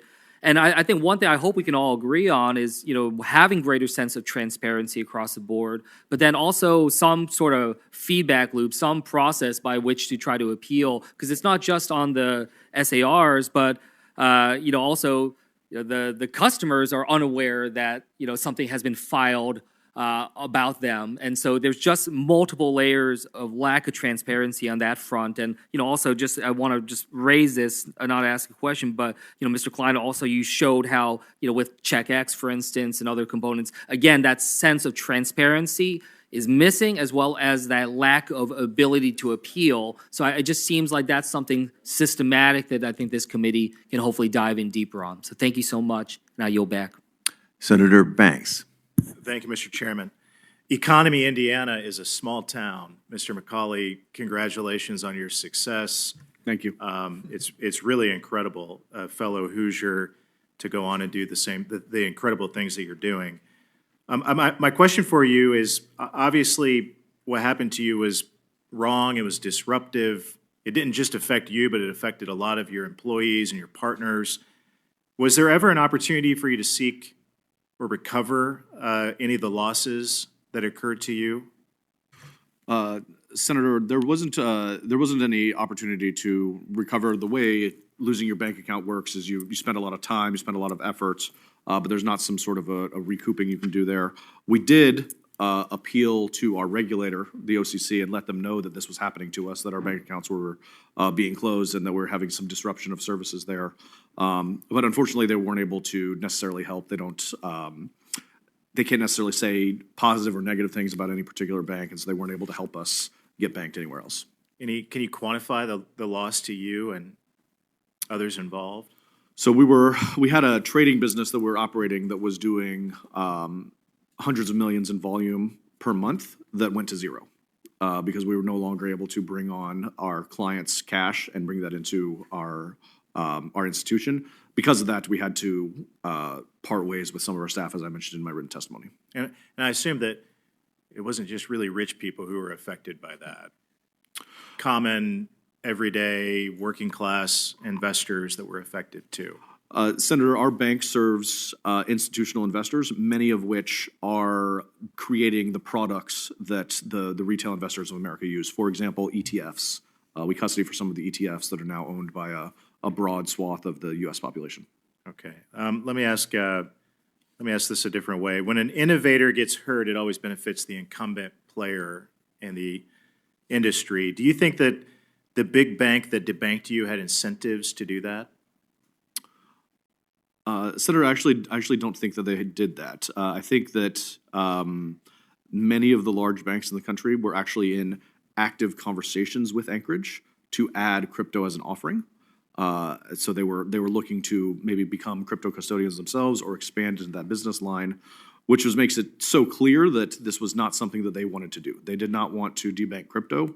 Rather, they wanted to embrace crypto, but they were very suddenly forced to take a 180 direction and go in the opposite direction, not just stopping some of their crypto activity that they were looking to expand into, but actually closing accounts. The Biden administration often claimed that the crypto industry was a magnet for fraud and crime. But you testified that Anchorage met the same know your customer and anti-money laundering standards that every other bank does. Why do you think the Biden administration was so dead set on suffocating cryptocurrency? Senator, I can't necessarily comment on the motivations. What I can say is that if you look at the way that the BSA works within America, the BSA works in America via the banks. The banks are the ones that carry that out. So the very idea of kicking crypto out of the banking system was self-defeating because the way that we get transparency, the way that we get monitoring of an industry is to have it be integrated with the banking system. And so that's why I think the debanking was so wrong-headed and did not make any sense. Mr. Gannon, when I think of debanking, I think of all of my services from the bank being taken away from me. But is there something in between? I mean, banks that might put holds on transactions or investments that we might not think of as debanking, but would also be a similar type of politically motivated activity? Senator, that's possible. The technology exists to do it, but it's usually more broad-based than that. Just as an example, I happen to be aware of a vineyard where the wife of the vineyard owner happened to be an investor in the cannabis industry. The vineyard and the individuals that own the vineyard all lost their accounts. They had nothing to do with the cannabis industry, but I guess it was a knock-on effect as far as the regulators were concerned because all those accounts went away. That's the kind of, unfortunately, it would be nice to think that the regulators work with a scalpel, but it's really usually a 5-pound sledgehammer and a chisel. Very interesting. Thank you. I yield back.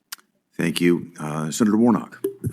Thank you so very much, Mr. Chairman. Before I begin my questioning, I want to reiterate the requests Ranking Member Warren and my Democratic colleagues have made to the chairman to hold an oversight hearing in this committee on Elon Musk's dangerous access to the Treasury Department's systems that control $6 trillion in annual payments to millions of American citizens, including Social Security, Medicare, and tax refunds. I can tell you that the people of Georgia are not taking any comfort in the notion that this unelected billionaire has access to these systems. I think it's urgent that this committee and the Senate Finance Committee have a hearing to look into this matter to protect Americans' private data that they are required to provide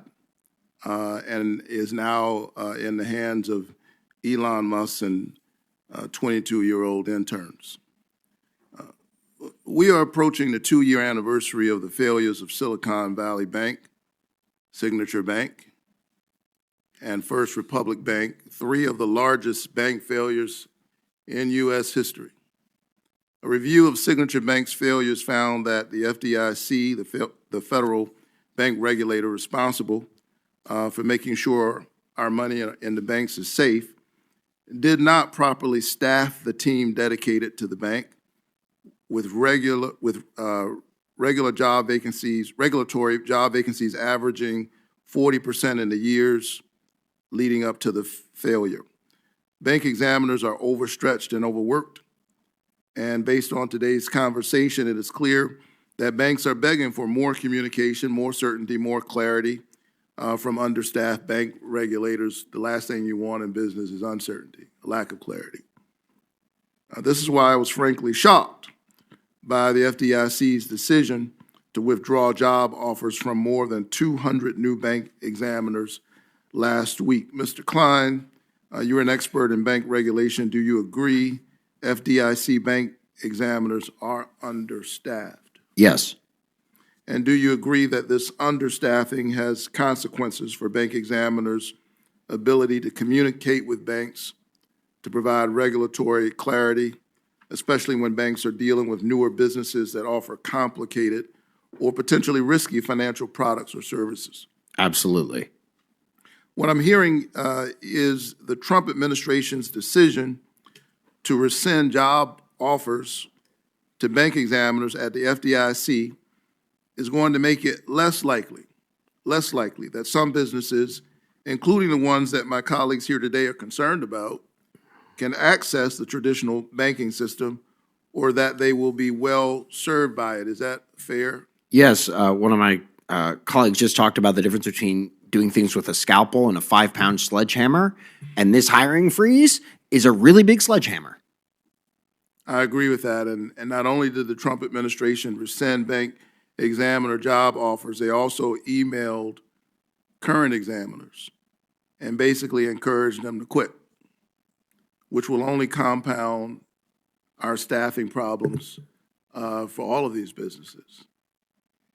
Mr. Klein, in addition to harming access to the banking system, what other risks may arise from understaffing our bank regulators? Well, I mean, people talk about the need to create new banks. New banks have to be approved. It's a charter, not a license. And you need people there to approve the charter. You need people to update your models. You need people to collect and promote data and information. And there's a whole host of things that could be slowed down by simply being unstaffed. In addition, the FDIC is a little bit like an ambulance. It comes in when a bank fails. We've had several bank failures this year already. And you need to have an emergency SWAT team who's ready to go in. The FDIC does a fantastic job of handling a failed bank. It closes Friday evening, Monday morning, insured depositors have full access to their money. That requires people, and it requires trained people, expert people, people with experience. Sometimes these things are more complicated, particularly in small town America, where you can't just show up 30 people and sit in a hotel and not raise some concerns. And understaffing this puts our ability to handle failures so that people have access to their money immediately at great risk. So I think this is very important because there's always this sort of baked-in assumption that having regulators is a drag on the business, but you're demonstrating through your testimony that understaffing these bank examiners is bad for business, bad for innovation. And everyone agrees that legal businesses should not be systematically excluded from the financial system. However, the way to do that is to hire and to empower regulators who can ensure banks are safe and sound and provide clear guidance to banks on permissible levels of risk. Revoking job offers for bank examiners and pushing these experts out of their jobs in the precipitous way that we've seen, especially over the last 2 weeks, puts all of us who rely on banks to keep our money safe at risk, and it's a drag on the business. This is an issue that I look forward to continuing to work with this committee on. Thank you so very much for your testimony. Thank you, Senator Warnock. Senator Kramer, thank you for letting me, well, you just stepped out. Thank you for letting me take your spot. Over the past 4 years, I've seen a shocking number of industries and individuals be denied financial services here in America. I recently spoke with a company in my home state that is in an industry that's often politicized but always lawful. Here's what's happened to them. They've been denied business due to, quote, reputational risk. They've been prevented from expanding their credit facility. They've been denied insurance policies, and they've been denied the ability to renew coverage. These are shocking problems that we see here, and this entire constellation of problems exists at multiple levels. First, you've got partisan ideologues that actually operate within banks' public affairs divisions or their so-called reputational risk committees that are exerting their influence to choke off disfavored industries. You've got externally banks being pressured by political activist groups. You've got these shareholder proposals that are coming at the behest of a number of outside players, and particularly enabled by proxy advisory firms, which is another issue that this committee will get at. And lastly, we've had activist regulators that have abused their supervisory authority. They've imposed their own policy agendas that were never authorized by actual banking statutes or by the Congress. Bank examiners' subjective assessments of risk are ripe for abuse by ideologically motivated supervisors. The banks themselves are unable to speak out about debanking because when regulators pressure them to do it, there's strict confidentiality agreements, the requirements, I should say, that prohibit these banks from even mentioning the reasons for service denial. Clearly, the banks themselves are very concerned about regulatory retaliation. So whether this de facto debanking stems from either within the banks or within regulatory agencies, in both cases, we have unelected individuals that are dictating what kind of companies can exist and thrive in our nation, and with no directive at all from the American people or from their elected representatives. So, Mr. McCauley, I'd like to start with you. This morning, FDIC Acting Chairman Travis Hill released 175 documents relating to its supervision of banks who are attempting to engage in crypto-related activities. These documents confirm that banks faced extraordinary resistance and actually directives from supervisors to pause, to suspend, to refrain from expanding all types of crypto or blockchain-related activity. Mr. McCauley, have you seen us lose American companies and innovators to other jurisdictions as a result of the hostile posture of our federal government? Senator Hagerty, thank you for the question. I actually printed out one of the documents that came from the FDIC drop this morning. It's right there in plain letters. Quoting, "We respectfully ask that you pause all crypto asset-related activity."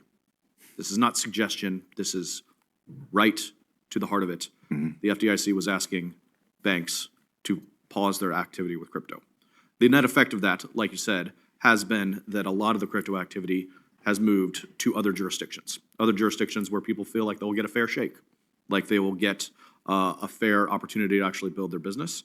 This has been damaging. Many of these kinds of businesses are businesses that we want within the United States. Crypto businesses, crypto exchanges, and notably stablecoins. So I thank you for your introduction of the bill about stablecoins. I think charting a path forward here is very important to us, and thank you for your leadership. Well, I think it's incredibly important, and this type of innovation that we'd like to see on American shores is being pushed offshore.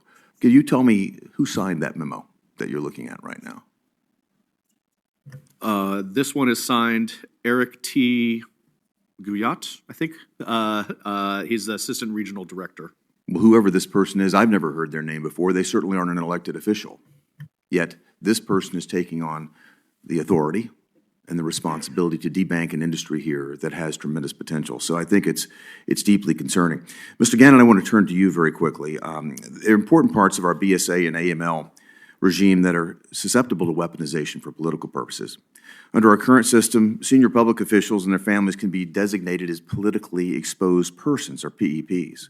And once you're designated as a PEP, you think about it. Former Senator Sam Brownback was designated a PEP. It results in higher regulatory scrutiny and therefore an increased chance of account closure. In your view, Mr. Gannon, how can our BSA and AML regime most effectively balance what are legitimate law enforcement concerns with the risks that unwarranted account closures are going to occur with the effect, the actual dampening effect, the chilling effect that we've seen taking place? How do we balance that? Senator, there are two things I think that can be done. Number one is I think the partnership between the banks and the regulators needs to get into the 21st century, and there's much better technology that exists rather than sending armies of people to go around filling out SARs and filling out currency transaction reports. If you have better data, you will have better results. And if you have that result, that better result, then you can determine, is somebody being debanked because, in fact, they're a risk, or are they being debanked because they may have some sort of association that the regulators find unpleasant? Thank you. Senator Gallego. Thank you so much, Chairman and Ranking Member. Mr. McCauley, in your testimony, you explained how Anchorage Digital Bank manages risk and identifies suspicious activity to comply with regulations. So how often would you say you detect potentially suspicious activity among your bank's clients? Senator, we have active monitoring programs that look for suspicious activity. One of the things we're actually most proud about our systems is that we think they go beyond what traditional banks are able to do, in that we look not just at point-to-point transactions, which are available in traditional banking, but because of the rich data that's available through blockchain systems, we're able to detect far more of that. Now, our client base that we serve is primarily institutional investors. So this is not the place that's necessarily set up to have a lot of potential money launderers in there. But we do make sure that any suspicious activity that we do detect is detected and And you go through the proper protocol filing when you see something, everything else like that, to abide by the regulations so it doesn't come down on you or your shareholders. Did you ever, because of just kind of a potential risk or feeling of risk, within your own discretion, or maybe just felt like it's just not worth the hassle, choose to not open up a client or decline a client of any sort? Absolutely, Senator. There are use cases that our bank is not well set up to support. There are client types or types of client activity that are not appropriate yet for the systems that we have in place. And so we do express some amount of judgment on that, on whether or not we can properly take on an account and handle the risks that may or may not be present. Or just the hassle that may come with it, because then you have to communicate with the government and have to go back and forth for something that may not have much of a marginal return on investment. And yes, I think this is a standard banking procedure. Yeah. So it's important that we all think about this aspect of the problem, because every bank and different regulators have different risk tolerances, and I think that's a very healthy thing for us to understand. But we should be very wary of kind of overcorrecting also on the other end. That could also increase risk to the banking system. And I think you're a good example of how to do it correctly, but others may not. Mr. Ring, in your testimony, you quote, had to deal with duplicative and overly burdensome regulatory redundant, sorry about that, during the 6-month approval process for Old Glory Bank. What specific processes were duplicative, and how would you propose we consider addressing these problems while still making sure our regulators preserve their risk-based approach to monitoring safety and soundness in the banking system? Oh, that's a great question. Thank you. So to put this in perspective, we bought a $10 million bank with only $3 million of loans in Elmore City. That's probably smaller than some bank accounts in here. And it took... Not me, I wish, to be honest. It took 6 months, 3 rounds of additional information requests, and 300 pages of submission, and then an all-hands call. And we had to deal with the FDIC, the Federal Reserve, and then even on the all-hands call, we got the CFPB there. And respectfully, I have never talked to a regulator that was actually a banker, in all respect. Like, if you deal with the FAA, they're former pilots. If you deal with so many organizations, they're actually the former business people. I've only dealt with the federal regulators who, respectfully, were bureaucrats, and these are people who have never signed the front side of a check, and I feel like they do not have the ability to apply judgment to some of these rules. Well, what specifically would you recommend then? I would, going forward, make sure that you hire at least half of all regulators with prior banking experience, who actually know the impact of their regulations. And any other? I would go back and find the last chairman of either the FDIC or the OCC that actually was a banker. I really think it's about that. And then respectfully, I think they need to quit stepping over dollars to pick up pennies. If you think about the banks that failed in 2023, it was lack of liquidity, and yet they're focused on the minutia of banks and missing the forest for the trees, such as loans and liquidity is what causes banks to fail, not, respectfully an AML policy. All right, thank you. And Mr. Klein, I think you have a different opinion. Yeah, I mean, Silicon Valley Bank didn't fail because of a lack of liquidity. It failed because of a horrible investment strategy in terms of its treasuries that it held. Except for the run. And Right. Yeah. The run occurs when you realize the bank is out of capital, and the first people come when you're at a 93% uninsured deposit because you're running a $250 billion bank with 4 branches. It was not a regional bank. It was a tech startup bank. And part of the thing that frustrates me so much was it was bailed out. It's the single largest depositor at Silicon Valley Bank was a crypto stablecoin company that had $3 billion. And as an economist, I can't dream of a better natural experiment to understand the solvency of this stablecoin than the fact that on Friday afternoon, Silicon Valley Bank was being closed under normal operations, which would have incurred losses on uninsured depositors. And that stablecoin went from $1 to 87 cents on Saturday as people started to run. Then Sunday, the regulators bailed out, took all of our money, taxpayer money, fees banks are going to charge back on overdrafts and other low-income people, and bailed out $3 billion back to that crypto, and its stablecoin went right back up to par. And so what you see in this situation is there is a connection in crypto and the banking system. What you see in this situation is that banks fail, and Silicon Valley Bank failed for a variety of reasons, but primarily because of its strategy, right? And I do agree with Mr. Ring on some of these concerns about the relationship between banks and their regulators. The CEO of Silicon Valley Bank sat on the board of the San Francisco Fed. Thank you so much. We're heading over to Senator Moreno. Well, thank you, Chairman, for the time for the hearing. I think it's very timely. I think one of the things I'd like to say at the beginning, especially for people watching this, is this can be a very clinical conversation. We're talking about debanking, but the reality is you have entrepreneurs that are absolutely getting devastated by these policies. I think it's hard for some of my colleagues who've only been maybe attorneys or career politicians to know what it feels like as an entrepreneur to chase a dream and have that dream completely crushed, not because you had a bad idea, but because you had a government that was looking out for itself and not looking out for you. So let me just say that from the beginning. Let me start with you, Mr. McCauley. What type of cryptocurrency did Al Capone use?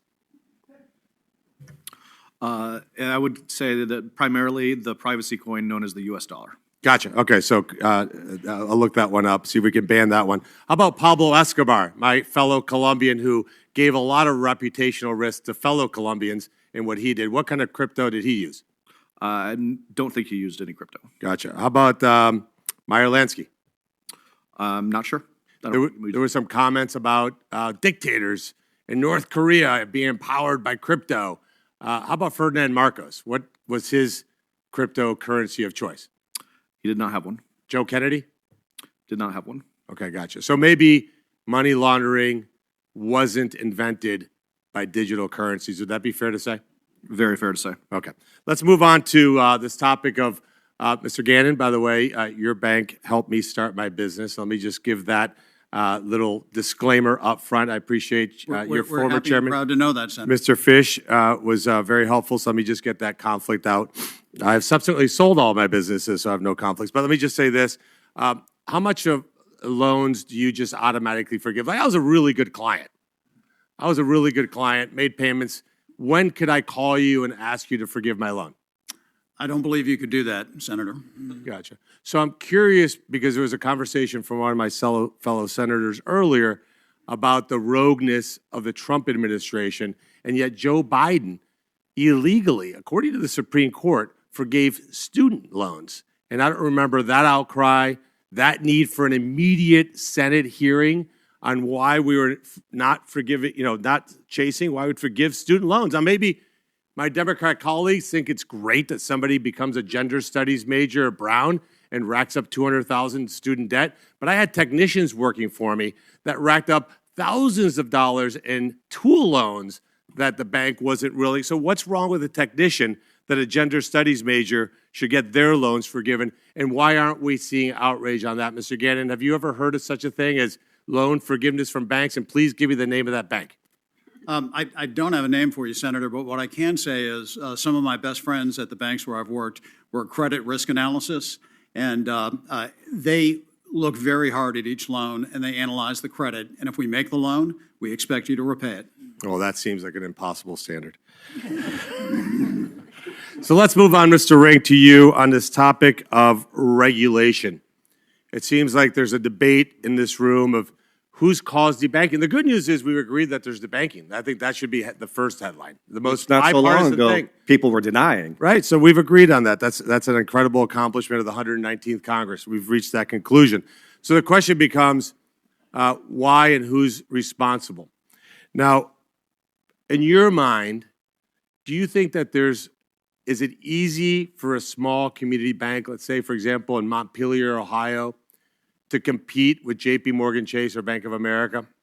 It's almost impossible. I find that about 75% of our time is spent serving regulators and only 25% serving customers. And when you're on small margins of a community bank, you cannot compete with the big guys easily. Now, we're working hard at it, but it is very hard. Because we have the same regulations as a big bank, but yet we have less people and less money. So you don't have 2,000 lawyers at your beck and call? Unfortunately, I'm both the lawyer and the CEO along with my wife. So we Probably HR also. She is, and marketing. All right, there you go. And Mr. Ring, I actually applaud your testimony around helping working class Americans that are getting crushed by banks. I think it's fair to say a lot of people know somebody or have themselves been screwed by banks. I think that's fair to say, and I appreciate that you're doing that. But I think it's competition that ultimately makes that go away. Don't you think, like, if there's just a lot more banks, a lot more choices, don't you think that's the best elixir? So America has almost 10,000 banks and credit unions. I think that there are some serious structural problems. How many did we have 10 years ago?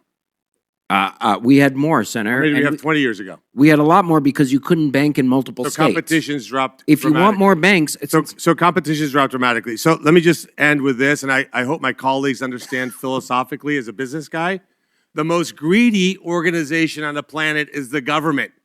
You pay your taxes, Mr. Klein, one day late. What do you get paid? What do you pay, like a $5 overdraft fee? No. You get late charges, interest that would make the mafia jealous. So let's just understand that the reason the government is so damn greedy is because there's no competition in government. We need more competition in banking. That will fix this.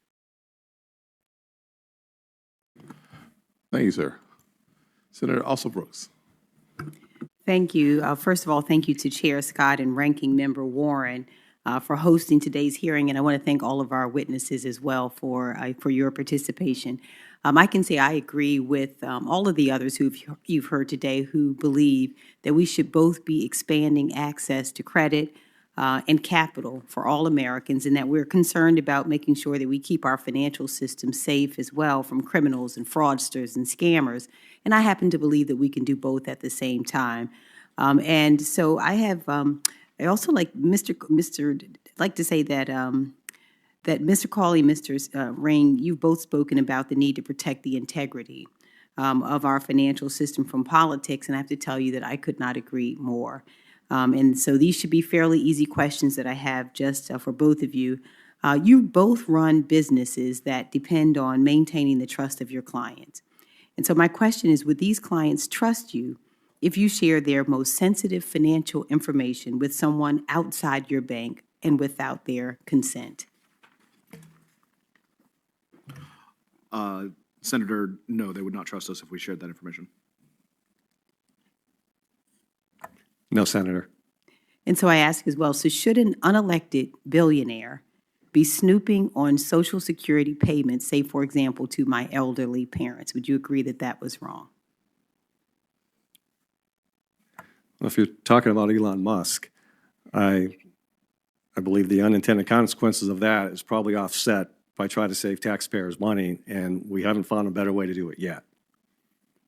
And so you believe that your clients and other elderly people who find that someone's snooping around on their Social Security payments, that they would be okay with that? I don't know Elon Musk, but I don't think that's what they're doing. I think they're looking at actual taxpayer monies going out the door.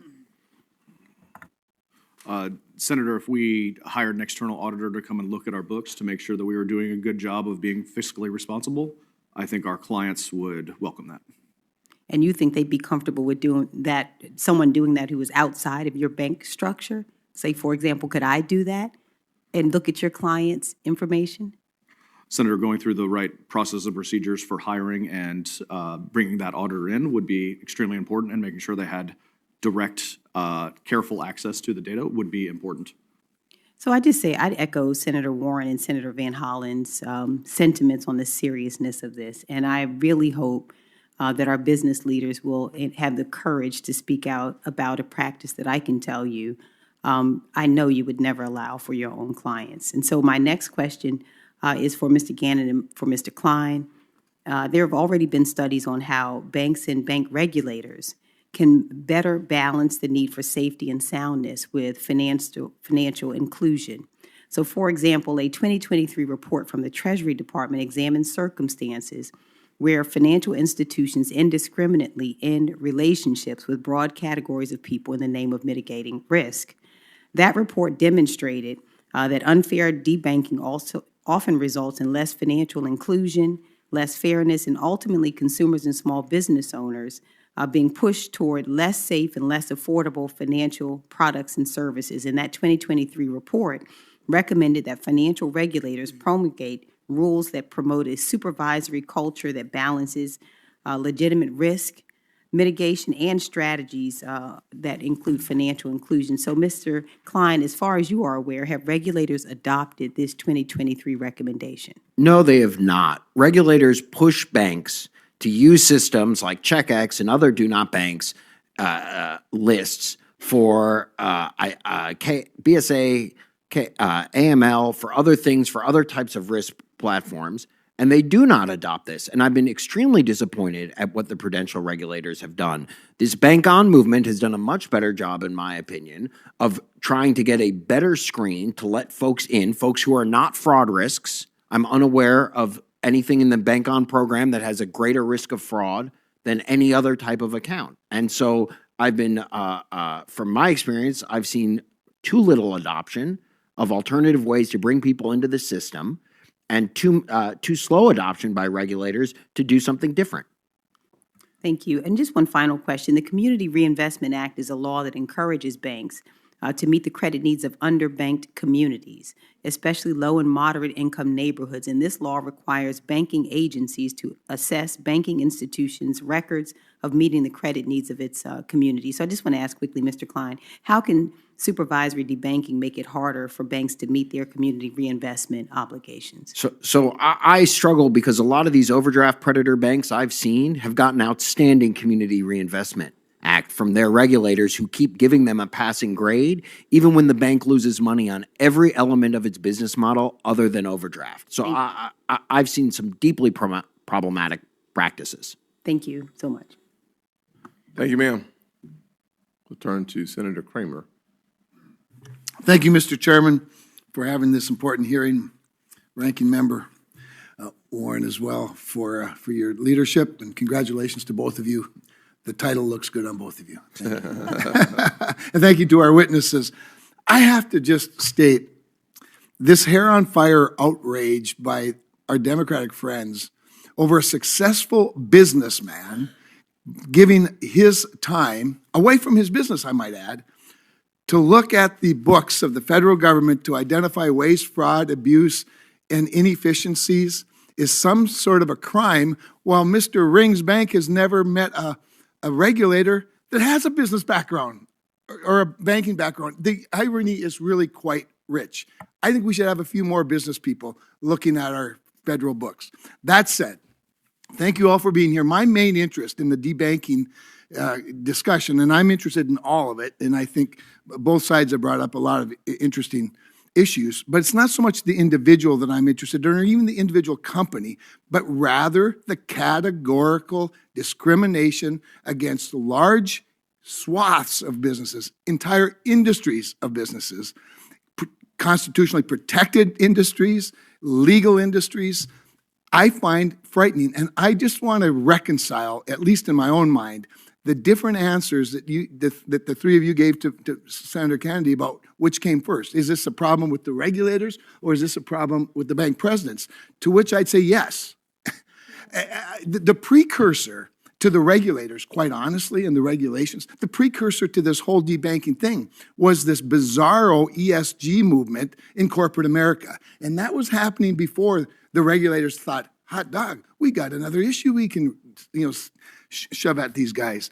So whether it's, I've talked to many of the bank presidents who very much support the legislation that me and 40 of my closest friends so far have introduced, the Fair Access to Banking Act, which doesn't require, by the way, a bank to do anything, but it does prohibit them from categorically discriminating against legal industries.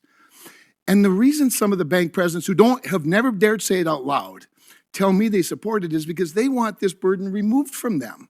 They want this political pressure from their 30-year-old staff or the regulator, that they fear, or the political movement of the day, or the activist investors that are trying to impose their values.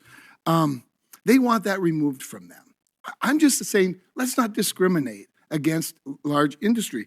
And so, I guess I would just ask each of you, what's your sense of a bill like a Fair Access to Banking Act that, again, doesn't require anybody, it's not saying you have to bank this industry. It says you're prohibited from discriminating against this industry. Does this seem like a radical idea? Well, if I could go first. Sure. I think the regulators have pushed debanking of industries, which you're talking about. I think mid-level executives push debanking of individuals for political causes. Sure.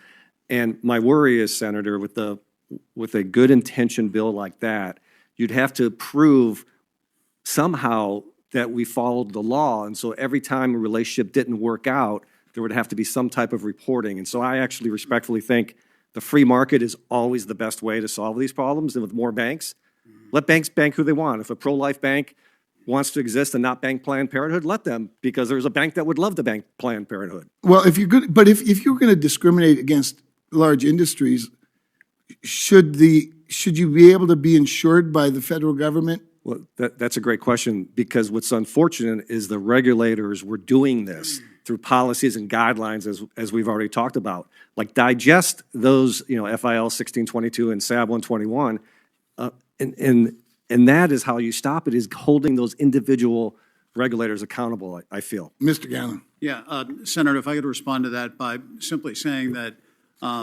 what needs to be done, consistent with the act that you have introduced, is simply that there's more transparency. Yes. And there's more notice. Yes. When these kinds of decisions are made. And there's been a long sort of volume of executive orders coming out of the White House, but one of them revived an executive order from 2019 called 13892. Mm-hmm. That executive order gives more due process to folks who wish to contest the actions of regulators than the due process clause itself allows. Well, maybe a law that puts that in statute would be better. Correct. My time's up, Mr. Chairman. Thank you, Senator Kramer. Thank you both. Senator Lummis.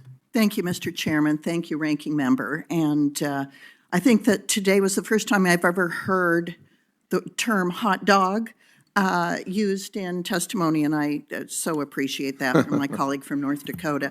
Mr. Gannon, it's a pleasure to see you here today. I want to thank you for everything you've done for the state of Wyoming in the last few years. I just want you to know I'm personally grateful. And I'm going to start with you. In your legal opinion, what is reputational risk? That would be very difficult to define, Senator, because it really has no definition. It's something that, as I said earlier, it's malleable. It can be reinterpreted. It's in the discretion of the regulators. So what is reputation risk today might be something different tomorrow. Does it give bank examiners license to censor viewpoints or base regulatory decisions on someone's subjective viewpoint, of what is a controversial comment? It can. Well, let me show you that it does. So here's this quote from an internal excerpt. It's a confidential Federal Reserve implementation handbook on account access. It requires that Federal Reserve staff consider whether a person has made a, quote, controversial comment in making decisions about access to the payment system. And of course, access to the payment system is a defining feature of a bank, is it not? Correct. Very much so. Without that, a bank is a vault. So is it dangerous for the Fed to serve as judge and jury on a particular banker's speech? Senator, I'm kind of absorbing that still a little bit because it's really quite unusual. I've never seen anything like that before, but my immediate reaction is, number one, it sort of proves out the comments I've been making about the subjectivity around reputation risk, because who's to say what is controversial and what is not controversial? That's number one. Number two, it's chilling to me that it's possible that access to the Federal Reserve payment system might be dependent on whether the applicant was engaged in some sort of controversial commentary or now I can see it, or activities. That's the kind of stuff that is, that's the kind of thing you see in countries that appear on OFAC lists.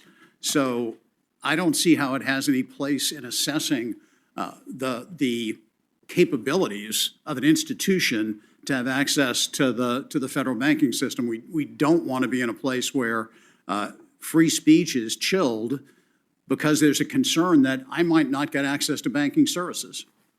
I agree very much, Senator, and I've been very deeply concerned by the Kansas City Federal Reserve's precluding places like the credit union in Colorado from accessing the payment system, and that chart puts my hair on fire. If I might add to that, by the way, I believe in litigation involving an institution in Wyoming, Custodia Bank. I believe, if I recall correctly from the oral argument, the position of the Federal Reserve is that the Federal Reserve Bank of Kansas City has complete and unfettered discretion as to whether or not they allow access to the payment systems. Well, that's a lot of power. Yeah, thank you, Mr. Gannon, and that is a concern of mine. I know this is hard to see. I couldn't see it from where you're sitting. I can see it now. Okay, let me read it to you all. This, again, is an internal memo within the Fed. It says, Reserve Bank staff generally should consider the conduct of the institution and its leadership and whether association with the institution poses undue reputational risk to the Reserve Bank. Is the institution's leadership associated with controversial commentary or activities? What is a controversial comment or activity? What is that? Senator, I have no idea. Is it in the eye of the beholder? It's completely in the eye of the beholder, yes. Mr. Ring, what is a controversial commentary or activity? Well, considering things I've said about pro-America causes and the flag, I feel like that was written for me. Mr. McCauley? It appears to be a tacit attempt to hold back speech that is considered undesirable. And thank you. What I would call this is hard proof of Operation Choke Point, and it's now been discovered by Congress. Thank you, Mr. Chairman. I yield back. Thank you, Senator, very much for your thoughts and your comments. Thank you to each of the witnesses for participating in today's really important hearing. More to come, by the way. This will not be the last time we have an opportunity to talk about debanking in this nation. For senators who wish to submit questions for the hearing record, those questions are due 1 week from today, Wednesday, February 12th. Witnesses have 45 days from that day to follow up with answers. Thank you, and the committee is adjourned. Thank you, sir. Yes, ma'am.